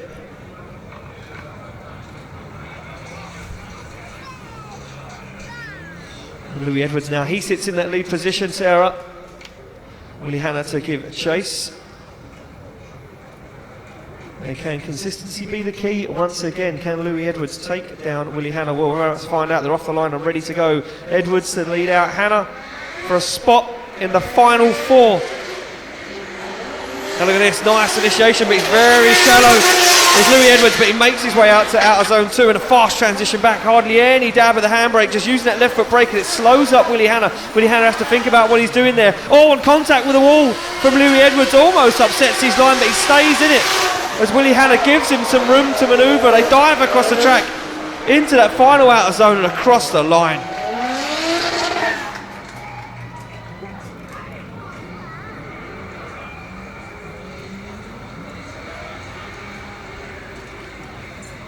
And really good stuff there from Louis Edwards and Willie Hannah as they come back to the middle of the circuit.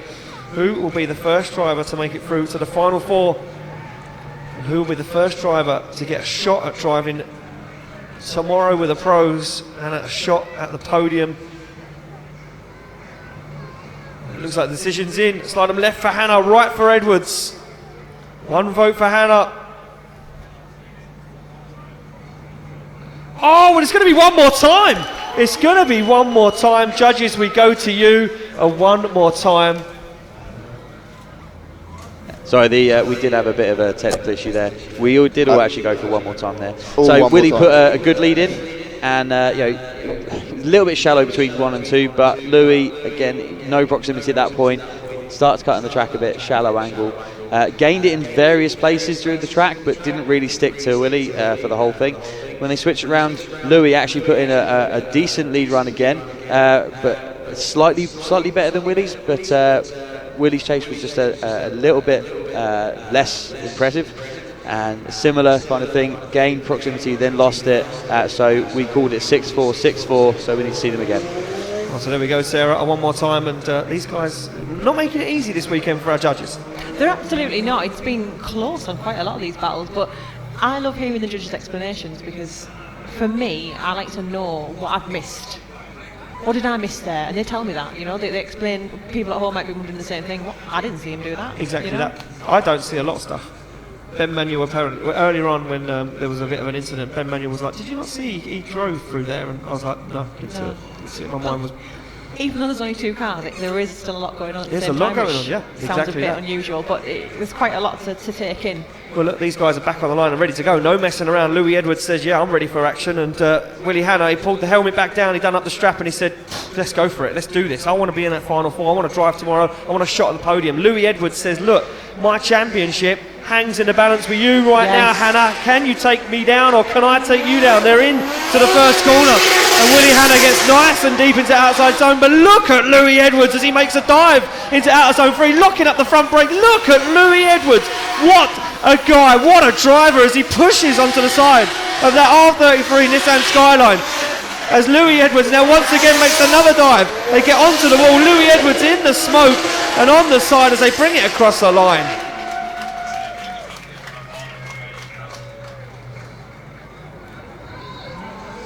Safe to say the back end of Willie Hannah's Nissan Skyline is looking a little bit worse for wear. It is, but he's not the only one this weekend so far. I think there's a lot of missing guys, bumpers and collapsed wings. So as Mark's just checking it out, make sure he's actually safe to drive. He might even take it off.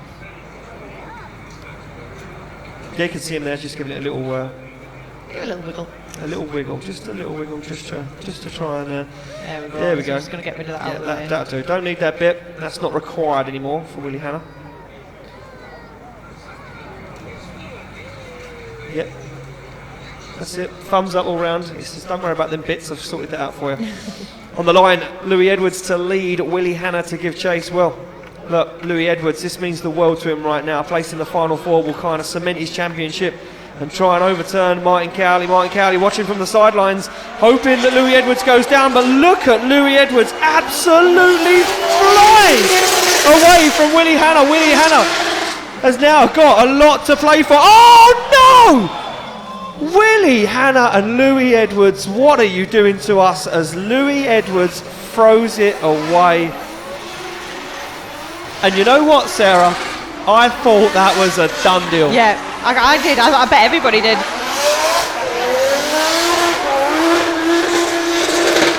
I bet Louis thought that was a done deal. He was up and gone. He was up and gone. There was no catching him. Willie Hannah, he came off that start line and he must have thought, where has that young kid gone? Where is he gone? Because he had disappeared. He had initiated miles before Willie Hannah had even thought about initiating. And look at Hannah, he knows he's been thrown a lifeline. He's been thrown a lifeline, he's been gifted it, a little rub of the green, and he's applauding Louis Edwards. What a drive from that young man. He just over-calculated that transition and, well, I mean, you just couldn't write it. You can't. You just couldn't write it. Decisions in. And there we go. Willie Hannah gets the win, ladies and gentlemen. Willie Hannah gets the win. But I want everybody here to show their appreciation for Louis Edwards. What a guy. What a driver.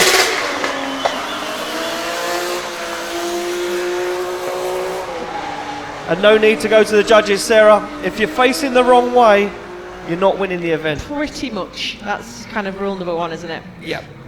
That is going to really sort of switch up the That is championship now. massively going to mess up the championship. Well, Willie Hanna, he now finds himself in the final four. If he jumps onto the podium, if he jumps onto the top step, let me tell you, he's going to climb up from 7th all the way. He is going to gain a lot of points. Yes. So this could be a massive turnover in the championship. We move it along to the next battle of the day. It will be Matt Fountain to take on Chris Wright. Chris Wright to chase, Matt Fountain to lead. Matt Fountain, he's been having some fortune recently and he wants to get inside that top 4. But Chris Wright is going to be hunting him down. Chris Wright, both of these guys, former Drift Cup drivers, come absolutely flying. And look at Matt Fountain. Matt Fountain on a perfect lead line. You can see Chris Wright panicking, trying to dial in, trying to gain some proximity. Matt Fountain almost comes to contact with the wall there, and he's on a nice line, just about catches the wheel in that outer box. You can see it barely left, painted on the ground. As Fountain fires into that final outer zone, Chris Wright on the tail end of that Toyota Sora as they come across the line.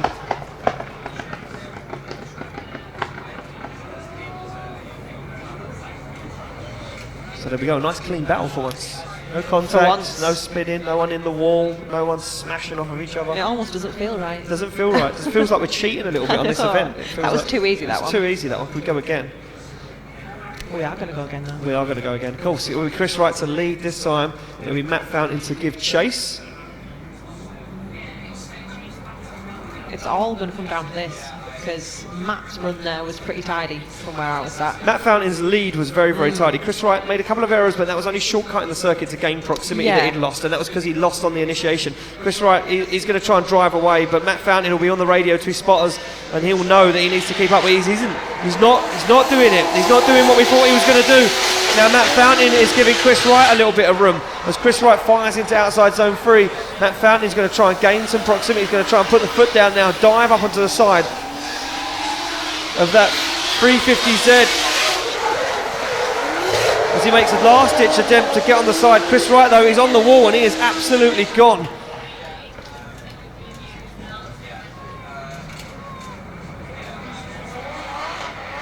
Well, so these guys are going to come back to the middle of the circuit to receive the decision, and I'm a little bit unsure on that one. Yeah, me too. I'm not clear cut. I'm not too clear cut on that one. I think they both had strong lead runs.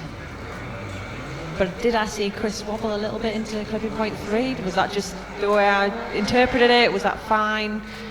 Well, decision's in. 1 vote already for Matt Fountain.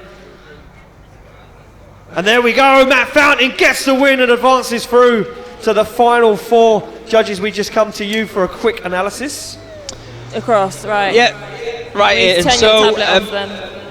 Matt had a very, very good lead run, which gave Chris all the opportunity, but didn't step up and try and take the proximity to him. So he gave the advantage 7-3 to Matt Fountain.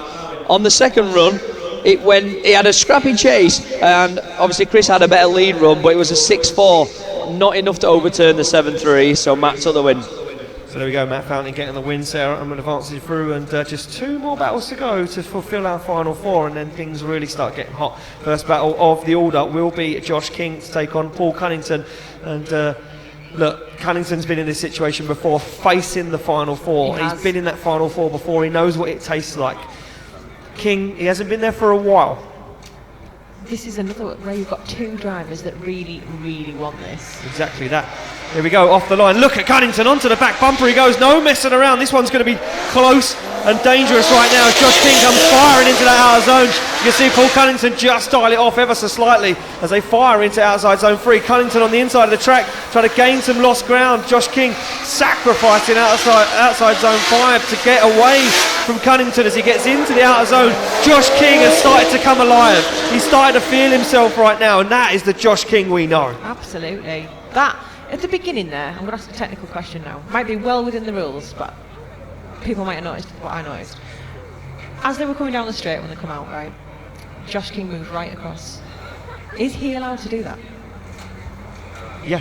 Fine. That's okay then. Because judges said in briefing that the drivers were allowed to do a little weight transfer initiation, so they were allowed to come, halfway across the track, not all the way across. Yeah. But the chase car can't impede that line, so the chase car has to stay behind at all times. Yeah. So really, it does make a difference. It's an unwritten rule, yeah. So. Fine. But well spotted, Sarah, and you're learning. Just checking the rules. We're giving the thumbs up all round here. Paul Cunnington now will lead, and Josh King give chase. King, for me, he looked very strong in that first half of the battle. Cunnington made a few mistakes shortcutting the circuit here and there to gain that proximity. He lost out. He was on the back bumper on initiation, but he lost a lot of ground. Can he gain some ground right now as they fire it in? And look at this with Josh King straight up onto the side as they come through the centre of the circuit, and Josh King fires down. He's breathing fire down the neck of Paul Cunnington right now as they get into outer zone 4. Look at Josh King. He's like a dog with a bone right now, and he won't let Paul Cunnington get away with this one as they come through the middle of the circuit. King going to make one last dive up onto the door, and they go door and door across the line. Give him a round of applause, Birmingham.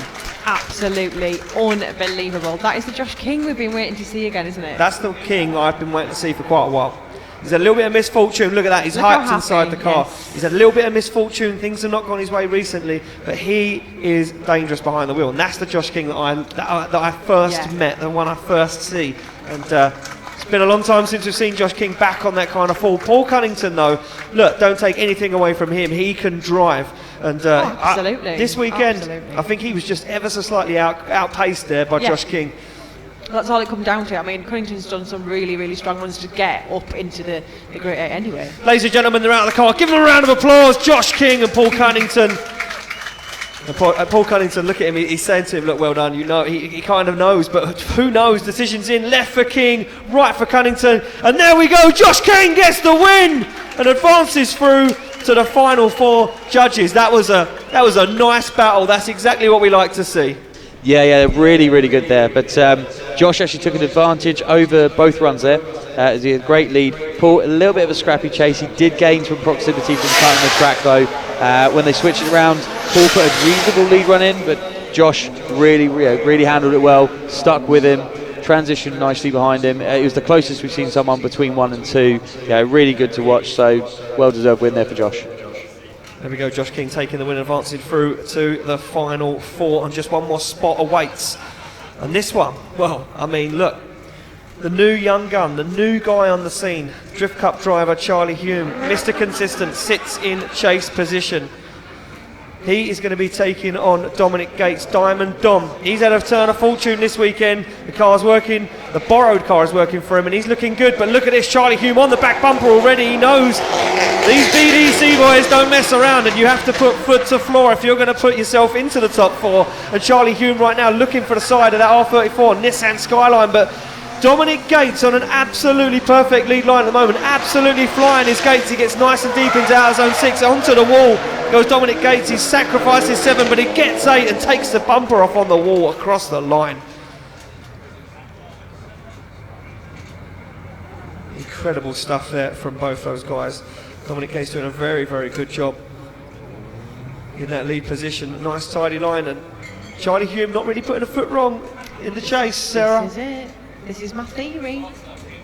Especially for Hume. Wrong. No, that's it. Just slow and steady. Slow and steady, yeah. He's not done anything wrong all day. That's the thing. He's been super consistent, and that's what got him here in the first place. So let's see how this one goes. They're on the line. They are ready to go. It will be Diamond Dom, Dominic Gates to chase down Charlie Hume, the new man on the block.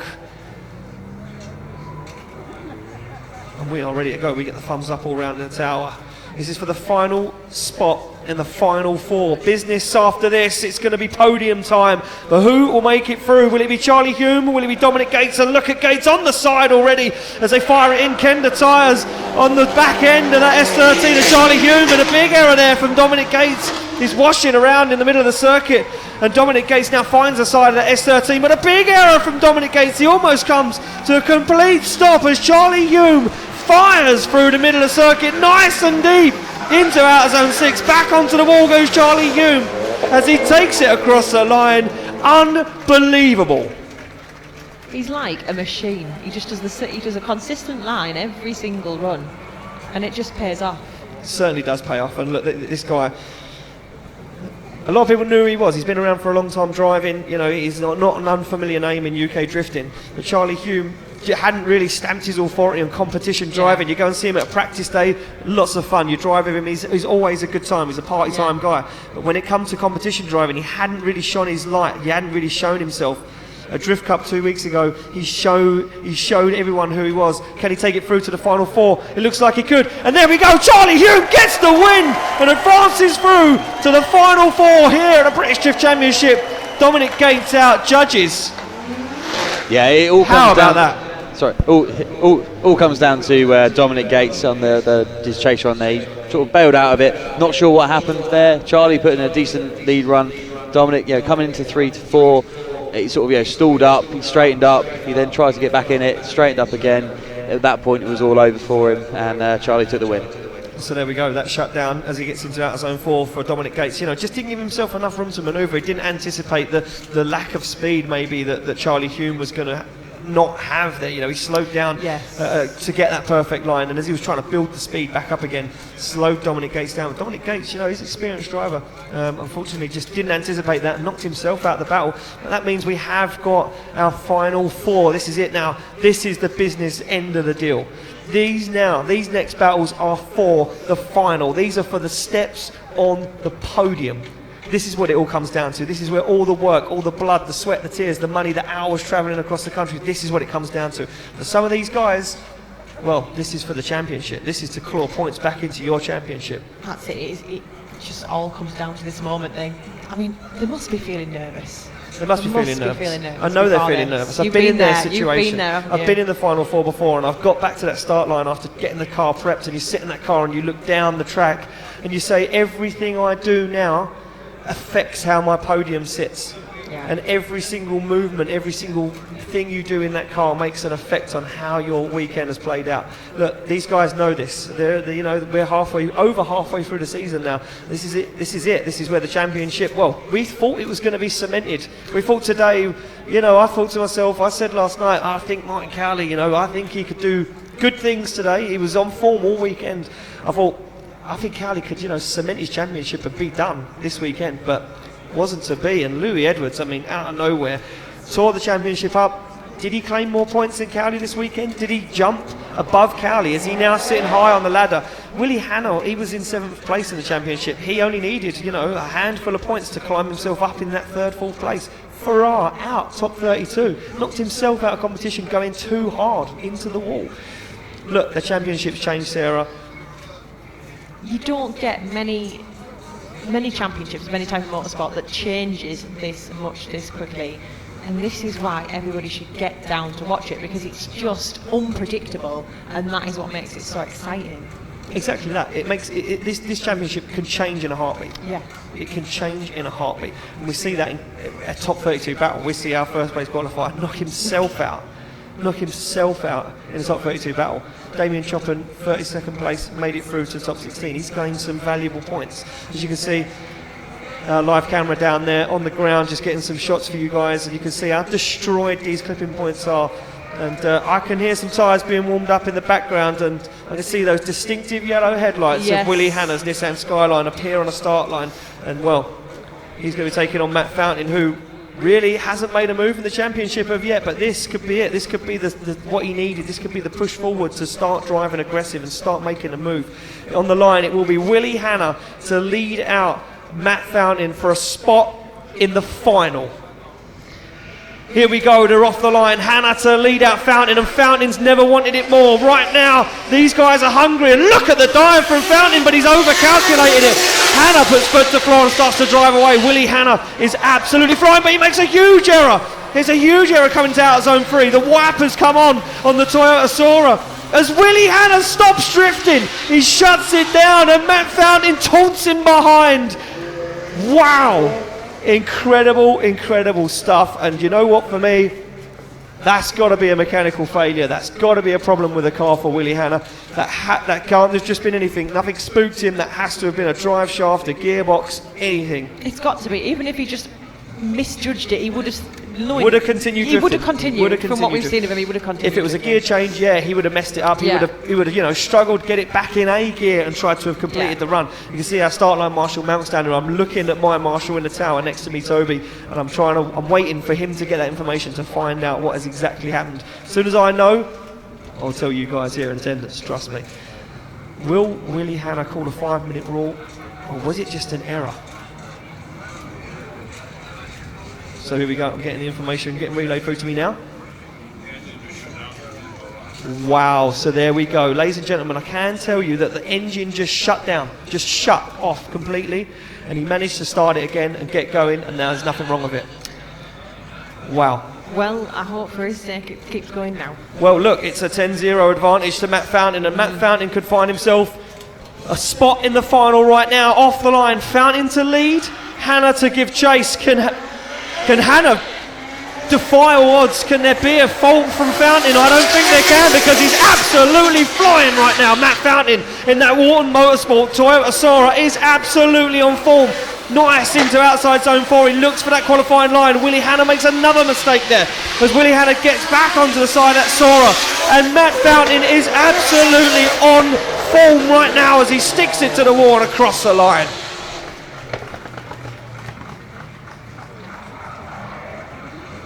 Well, you know what? We said anything can happen. And it did. And I think anything just happened.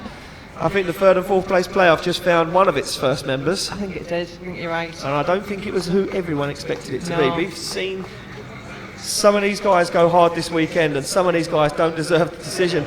Willie Hannah's car shutting down in that lead run. That was just... You couldn't have wrote it. You couldn't have wrote the story that's unfolded this weekend. Decisions in, left for Hannah, right for Fountain. Who's going to the final?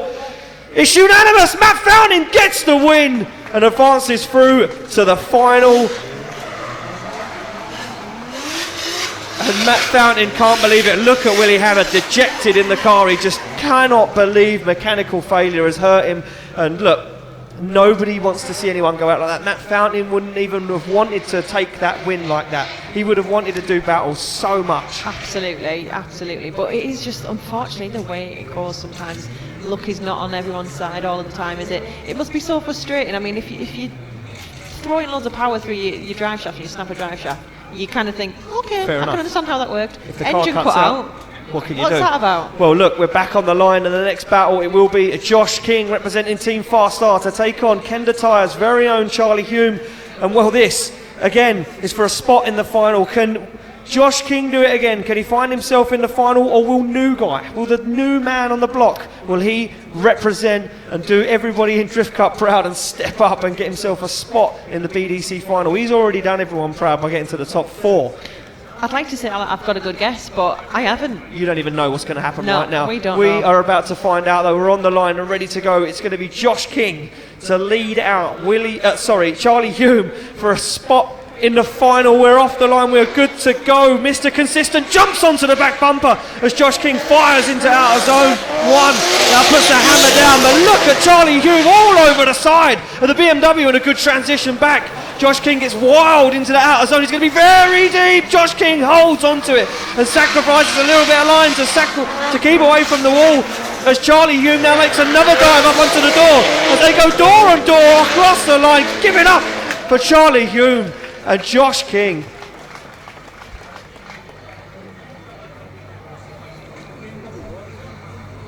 I think that sounds like an exhaust that's come off Josh King's car there. Potentially, that was quite a big clout with a wall. So Yes. potentially, yeah, could have took the exhaust down ever so slightly. Charlie Hume, you can see him back up there, no messing around. He's in the zone, and yeah, the marshals, you can see him just running around there, just having a quick ganders at the back end of Josh King's car. And he gets the thumbs up and he's ready to go. Charlie Hume scrubs the tyres, pulls up to the start line. He now sits in that lead position. Josh King to give chase. This is it, one spot in the final, one spot in the third and fourth place playoff. Who is going to take it? What way? Well, let's find out. They are off the line and they are good to go. Hume to lead out Josh King And here we go. King wants this bad. Look at him onto the back bumper, but Charlie Hume not messing around this weekend. But look at Josh King hunting down the side of that this time 206 and almost makes contact on transition. Look at Josh King! Unbelievable! How did he hold on to that as they go door to door into the outer zone 5? They transition him in the track. Josh King bumper to bumper with Charlie Hume as he now applies the pressure one more time onto the wall. Ladies and gentlemen, give it up for Josh King and Charlie Hume. That was probably the closest, most incredible one I've ever seen, I think. That was absolutely astounding. Here's a question, Ian. Is it Josh's fault that he tapped Hume or not? Well, look, contact is allowed in the British Drift Championship and in most drifting competitions. Would you be penalised A for light that? rub is fine. Right. If it doesn't upset Okay. the lead car's line, Right. then let's roll with it. Fair and do you enough. know what? It didn't upset Charlie Hume. Charlie Hume stayed in it. Look at the tyre mark on the door of Charlie Hume's car and on the side skirt from the little nudge from Josh King. Ladies and gentlemen, as they get out of those cars, I want every single person here to make some noise. Decision is in. 1 vote for King. Josh King gets the win and advances through to the final. Incredible stuff. Make some noise, Birmingham. Judges, we throw it to you. That was sensational for a Final Four battle. That was the best chase run we've witnessed of the day. Hence why he takes the win, because that was a higher advantage than the previous one Charlie had.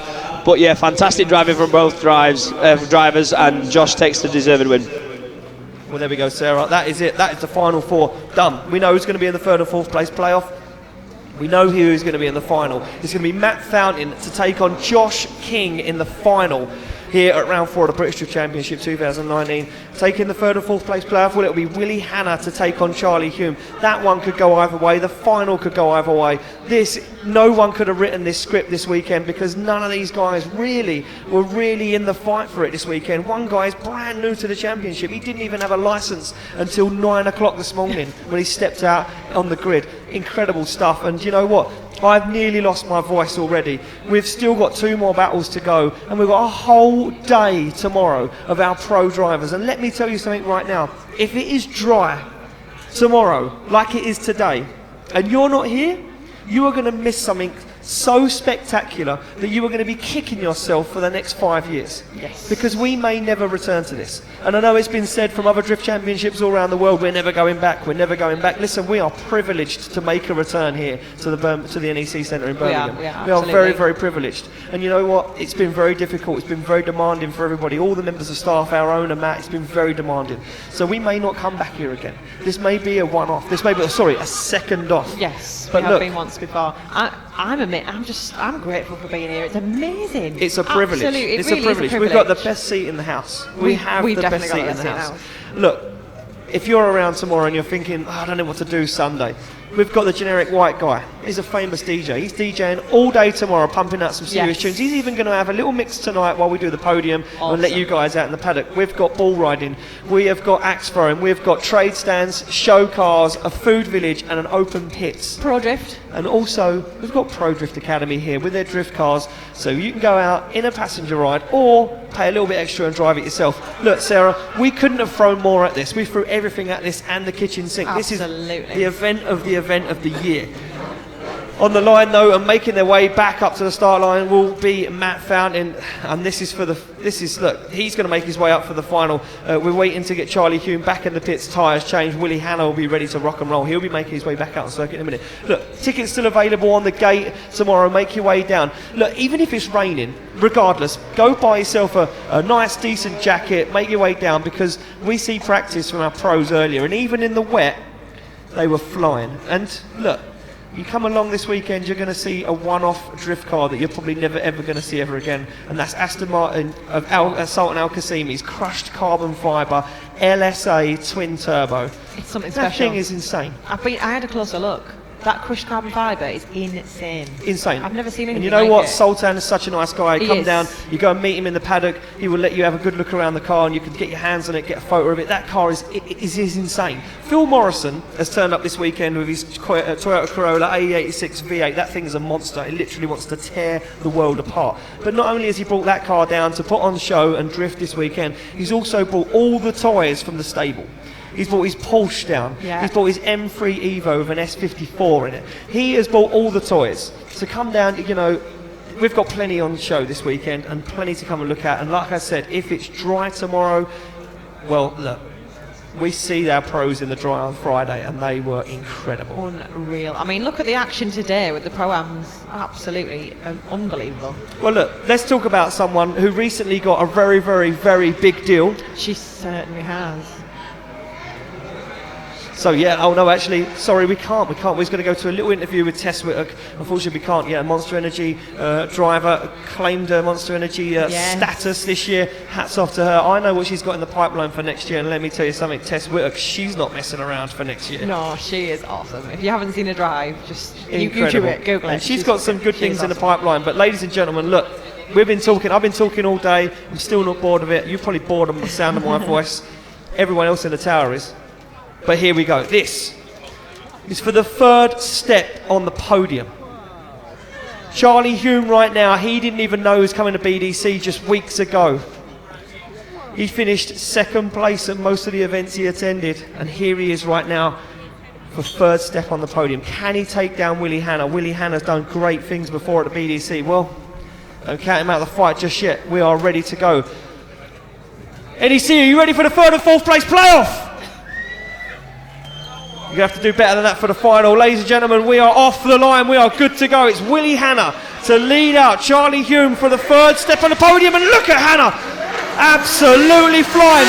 90 degrees, and as he puts foot to floor, Charlie Hume now looks for the side of that Tarmac Sports Nissan Skyline R33. A little bit of separation, but Charlie Hume pedaling that car. You can hear him working it into the wall, trying to get door on door. As Willie Hanna comes absolutely flying through the centre of the circuit. But here comes Charlie Hume as he jumps up onto the side and takes it across the line. Birmingham makes some noise.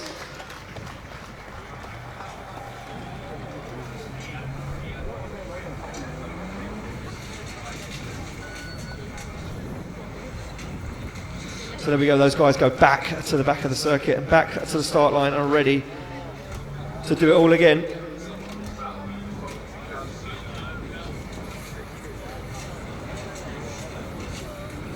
And here we go.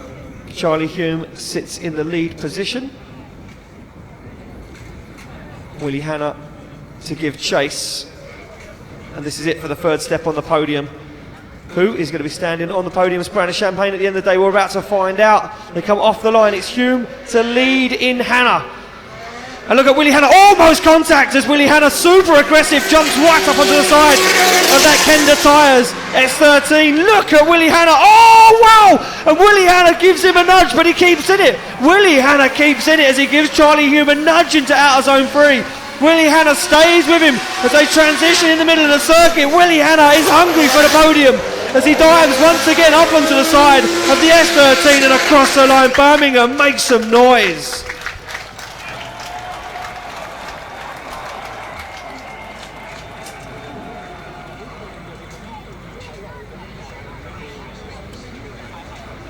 Well, Sarah, I mean, that's pretty good, right? That is what I've come here for. I don't know about you. Yeah, that is exactly what I've come here for. That was absolutely incredible. Charlie Hume put on a show. Willie Hanna absolutely fearless, and you can see how hungry Willie Hanna is for that podium as he gives Charlie Hume a little nudge. He could very easily have stopped there. Oh, it could have been it. Bailed out, that but he could have didn't. been it. So those guys are pulled up.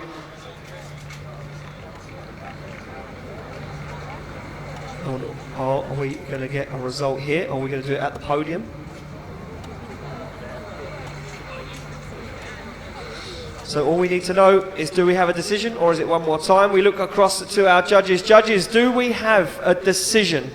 Yes, we have a decision. So there we go, ladies and gentlemen, we have a decision. We're going to take that one to the podium. Ladies and gentlemen, hit him with a wall of sound. Give it up for Willie Hanna and Charlie Hume, putting on a show.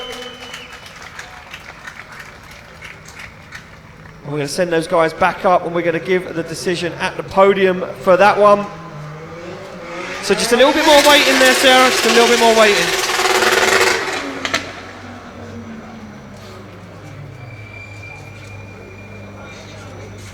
So with that done, you know what that means? Yeah. There's only one more battle left. This is it. This is it. And the whole weekend comes down to this. The final battle of the day. Louis Matt found him to take on Josh King, and well, look, both these guys have fought very, very, very hard today. Yes, it's going to be such a tricky one. I mean, you can't believe that it comes down to not necessarily even 2 runs. Sometimes it just comes down to one of the runs making the decision of who is going to get that first place. Exactly that. Yeah, look, it can all come down to one run. One run could decide the whole event. So we are just waiting to get those guys to the start line and ready for action. That battle for third, if that's anything to go by, this one is going to be absolutely unbelievable.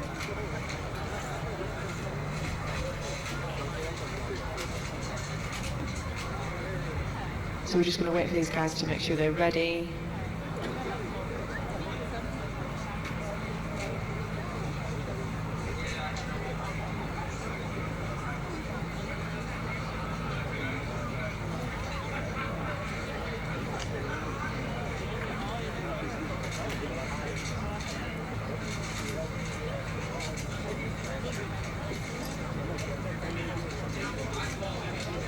We're not going to reveal third place on the podium. We're going to let you guys wait. We're going to let the drivers wait.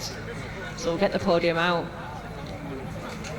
and we'll have everybody find out together. Yeah, of course. Yeah, we're going to get those guys down in front of the grandstands and give that out. And look, we're almost ready to get this final battle underway. We're just waiting to get the last couple of bits sorted, and then we'll be kicking off our final battle of the day. But don't forget, tomorrow, if you can't make it down, if you are a million miles away from Birmingham, unfortunately, or you're tied up in other ways, there are other options for you. Obviously, you could tune in online here at the live stream at the British Drift Championship, and we will be live from 11:35 tomorrow morning with our Pro Top 24 qualifying. And, well, look, Top 24 qualifying, that means 45 drivers get whittled down to 24. That means that nearly half the grid, Sarah, go home. It's pressure, isn't it? It's a lot of pressure. So much pressure. And as Everything they put into As it. Dwayne McKeever once says, pressure is for tyres. Yeah, it's easy to say when you're not feeling it yourself, I guess. Exactly that, exactly that. No, it's quite incredible to see, like you said earlier today, really, the amount of work and effort these guys put in is just untrue, isn't it? Untrue. They kind of dedicate their lives really to getting these cars ready and the seat time and getting themselves comfortable in the cars. So when you come to qualify, it really does count. Look, everything counts. You can't make a one wrong move here at the British Drift Championship anymore, especially in the pro, even in the pro class, pro class especially, top 24. You can't put a foot wrong. You have to be so critically correct with everything you do inside the car, and every decision you make as a driver ultimately affects everybody's weekend, especially all your crew, and the car has to be tip top. Listen, this sport has moved on and progressed so much from the first ever event that the British Drift Championship held at Teesside Autodrome over 10 years ago in 2008. That was a big moment in UK drifting when this championship was founded by Mark Buckle and Paul McCallum. It was a huge thing because the UK hadn't seen a championship like this. And from then till today, it's created some of the best drivers that we've seen, from the UK. We've sent some of those drivers around the world. I travel to Europe on a monthly basis. I'm there next weekend for the round 4 of Drift Masters European Championship, where I'm always supporting my boys Matt Carter, Paul Smokey Smith, Steve Baggsy Biaggioni, and of course Martin Richards. Tessa's in the house this weekend. Those guys, they do us proud, and talking about Tessa Whittock, I do believe that Matt had an interview earlier with Tess Whittock, who picked up that Monster Energy deal earlier on this year. Awesome, let's see. So I couldn't let this young lady go past us without a very quick interview. First female monster driver. Yes. How amazing is that? It's pretty awesome, and I'm very, very, very lucky to be given this incredible opportunity with Monster, and of course to keep my brain going with Driftworks. And why aren't you driving this weekend, young lady? Well, we've had a little bit of a gearbox issue. I went to Norway, went to Gatville, absolutely incredible track and absolutely incredible time, but it was cut short, unfortunately, due to basically blowing my gearbox, which is not great. Granny shifting. Oh, come on now! I knew you were... That's okay. You bugger. Thanks. So you up to anything else this weekend? I'm coming to support Team Driftworks, so Rich and Phil are driving, so giving them some good support this weekend, but got the lovely van to keep us going. This is a very cool pit vehicle. Thank you.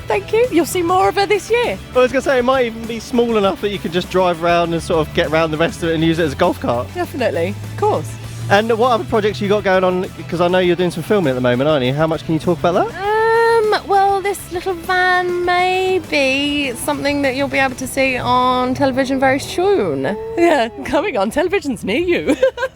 So we'll keep a lookout for you. Yeah, lovely. Thank you very much. No worries. See you soon. See you later. So there we go, our very own Tessa Whittock there. Yeah, picking up that Monster Energy deal, first ever Monster Energy female driver. And look, well deserved. Tessa Whittock, if anyone has put in so much hard work and so much groundwork to get that deal, and supported by Driftworks as well. I know Phil Morrison has helped Tess out no end. Look, you see that girl drive, she is an absolute demon behind the wheel, but beyond that, she's super professional. Such a nice girl, so approachable. I've seen her with fans taking photos with young kids, and everybody loves her. Tess is such a good, patriot for the UK, along with everybody else that this championship has created. Yeah, she's absolutely awesome. But not only is she, a good patriot for drifting, she's great for women in motorsport as well. Yeah, exactly. She's so normal and down to earth. Like you say, she's so friendly, and she'll spend as much time as you want chatting about what she's got going on, cars, anything you like really. And she's just, brilliant. She is very, very brilliant. Yeah, and look, everyone loves Tess. And Martin Richards, she spots for Martin Richards out in Europe, and she gives him a hard time, let me tell you that. Good. Good. So we are eagerly awaiting our final two drivers of Matt Fountain and Josh King to make their way back to the track. And believe you me, I know you guys in attendance here, and I just want to again thank you guys for coming out and sitting in the grandstands and standing up in the rain, in the pouring rain for hours on end to watch this, to get to this moment. And look, I know you guys are tired, your feet are tired, your back's tired, you're bored of waiting now, but I promise you, very, very soon, in the next 5 minutes, we will be back out in action here at VDC, and we will have our final battle underway. Obviously, our third and fourth place playoffs, Sarah, done and dusted, one in the books. And listen, one in the books for history, because Charlie Hume, out of nowhere, unseeded class, smashed that. Went to the seeded class, smashed that. Come to BDC, smashed that. Look, the future of UK drifting with people like Charlie Hume involved, and the likes of Louis Edwards and Luke Barker, and and many others in this championship looks bright.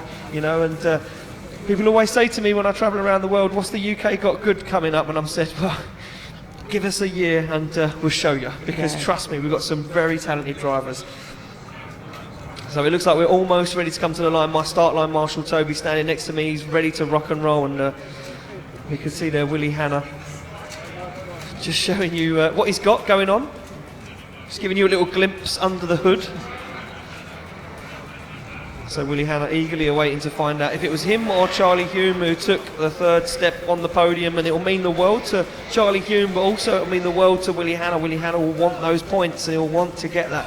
But ladies and gentlemen, if you can't see it, take a look at the big screen, because right now Josh King has pulled to the line. Josh King, our hire qualifier, sits in that lead position, and here we go. Here's the tail of the tape. BMW versus Toyota, E36 versus Toyota Supra, M50 Turbo versus 1JZ, 650 horsepower versus 500 horsepower. One guy we've yet to see on the podium, one guy, well, he threatens that podium on a regular occurrence. My man Toby's got his thumb up, but before I give him the thumb up to send these cars, Birmingham, are you ready for the final? That's good, it's good. That's not bad. Good. I can't see the grandstand because the sheet's blown down. Boss, would you just move that banner so I can just see those guys in the back of there? Okay, just get. Right, there we go. You can see me now. Birmingham, look, we've still got a couple of minutes left to go before we send the final battle of the weekend, of the day, sorry. Make some noise! That's what I'm talking about, Toby. Let's get this final underway. Send the cars. Josh King to lead. Matt Fountain to give chase. They get the thumbs up from our start line marshal, Malk Sarah. Hold on to your drink because this one could get messy. Here we go. They are off the line. King absolutely storming. He's going to try and drive away from Matt Fountain. He certainly does. Huge initiation from Josh King. He's flying. Perfect lead line. But look at Matt Fountain. Desperately trying to catch up as King gets into outer zone 3.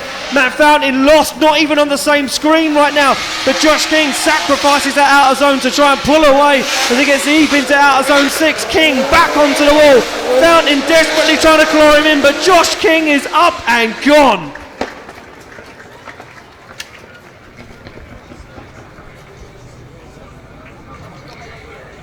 Wherever Josh King's been hiding. Where has Josh King been hiding? You tell me. He's back. Wherever he's been, he's back. Something happened last night when he went to bed. And all I know is when he woke up this morning, he was a different man. Because that is the Josh King that we love. That's the one that we know all about. The grandstand, I know I've made you do it a couple of times today, but this potentially could be it. The thumb is up from Toby. The final run of the day. Birmingham, make some noise! Toby send the cars, Matt Fountain to lead, Josh King to give chase. BMW versus Toyota on the line. King, well, he was up and gone. Can Matt Fountain do the same, or can Josh King hunt down the side of that Sora? Look at King, hungry for it, as Wharton Motorsport's very own fires it onto the wall. Now Josh King looks for the side of Matt Fountain, but he's gaining that proximity as they transition into outside zone 3. Josh King balances that car perfectly, gets into the outer zone. Matt Fountain nice and deep onto the wall, but look at Josh King right on the back bumper. They transition through the middle of the circuit, and here comes King as he makes a dive up onto the side, and across the line they go. Make some noise, Birmingham! I'm glad that's it. You're tired now, aren't you? I'm done. Stick a fork in me, I'm done. Do you think they've got a decision? Well, if they haven't, you're doing that final on your own. Right, okay. You're going to go to sleep now. I need a stiff drink, that's what I need. They pull up in front of the grandstand, and there's just one all-important question to ask. Judges, do we have a decision? Yes, we do. Ladies and gentlemen, we have a decision. We're going to the podium.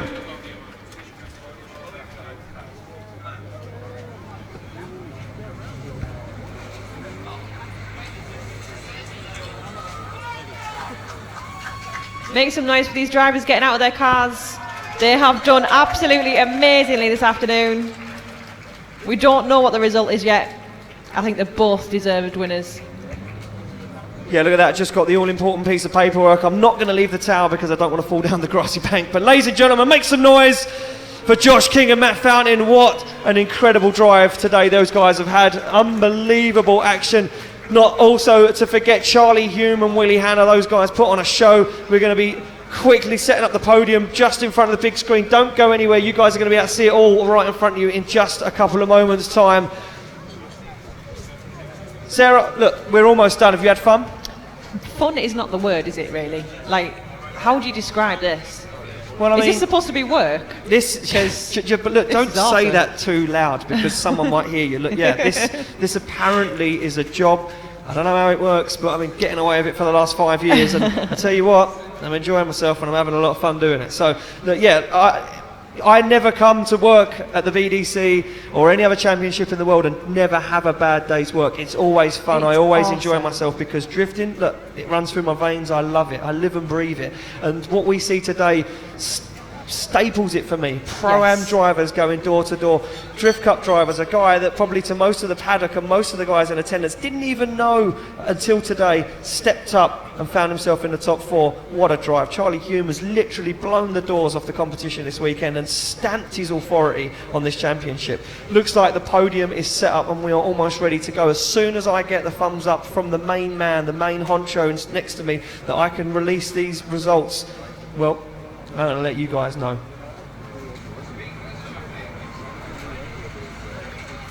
So we're just waiting to get that all-important champagne. And don't forget, you guys, if you are watching online, wherever in the world you are, we will be live here back tomorrow with our Pro Top 24 qualifying session at 11:35 GMT. Tune in, me and Sarah will be here. Maybe I'll have a voice, maybe not. Maybe Sarah will be doing more talking tomorrow. Wow. Who knows? Who knows? Who knows? You've shouted yourself silly this I've afternoon. shouted myself out today. So we are just waiting to get the trophies and the champagne over onto the podium.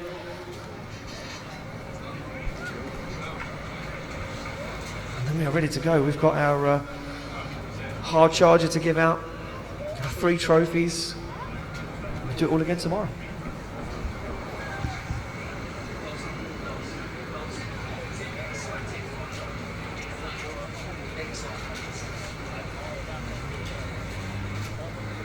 Yes, so it looks like we are going to throw down to Matt House. He's with Josh King. Josh King just finished up his epic final battle. Matt House, what's Josh got to say for himself?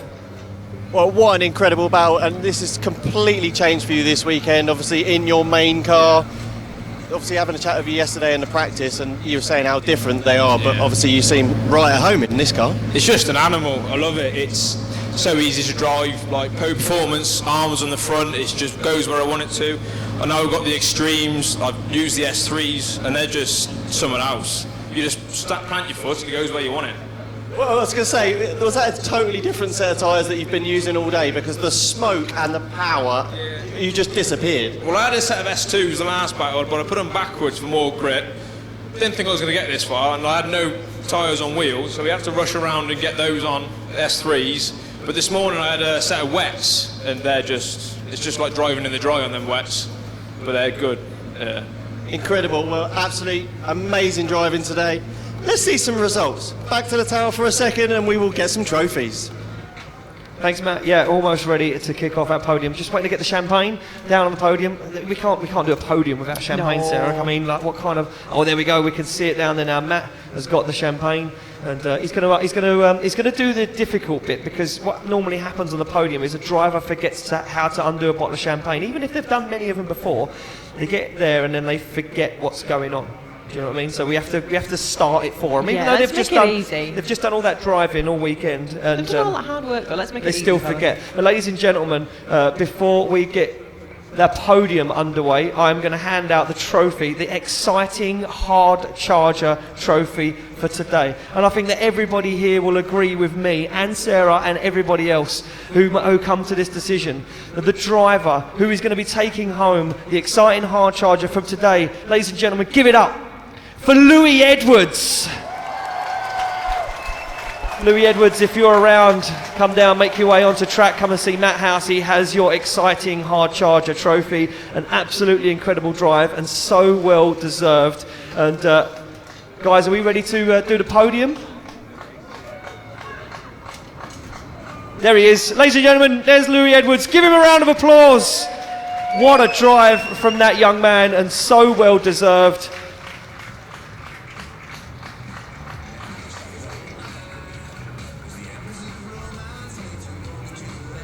So Louis Edwards just going to get his photo taken with his trophy. And I can now give you the most important results of the day. Taking third step on the podium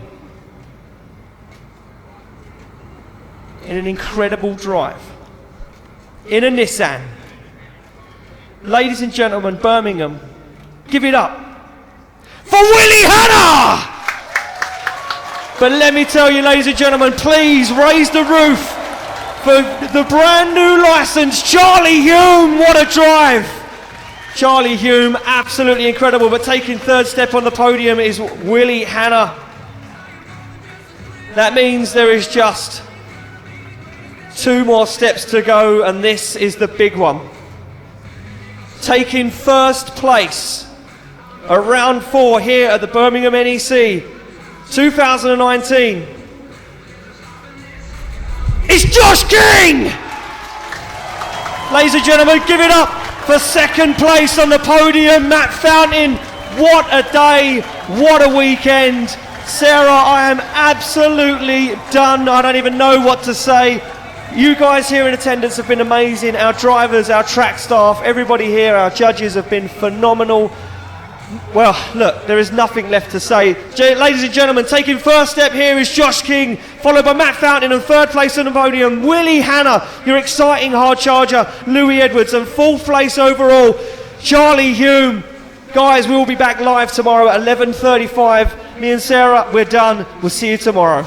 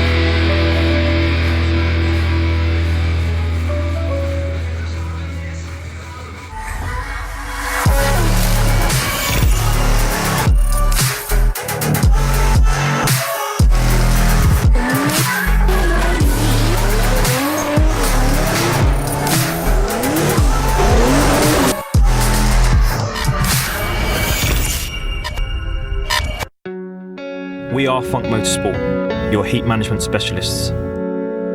Based in the UK, we strive for perfection, developing thermal products trusted by professional race teams and drivers worldwide. Performance, protection, reliability.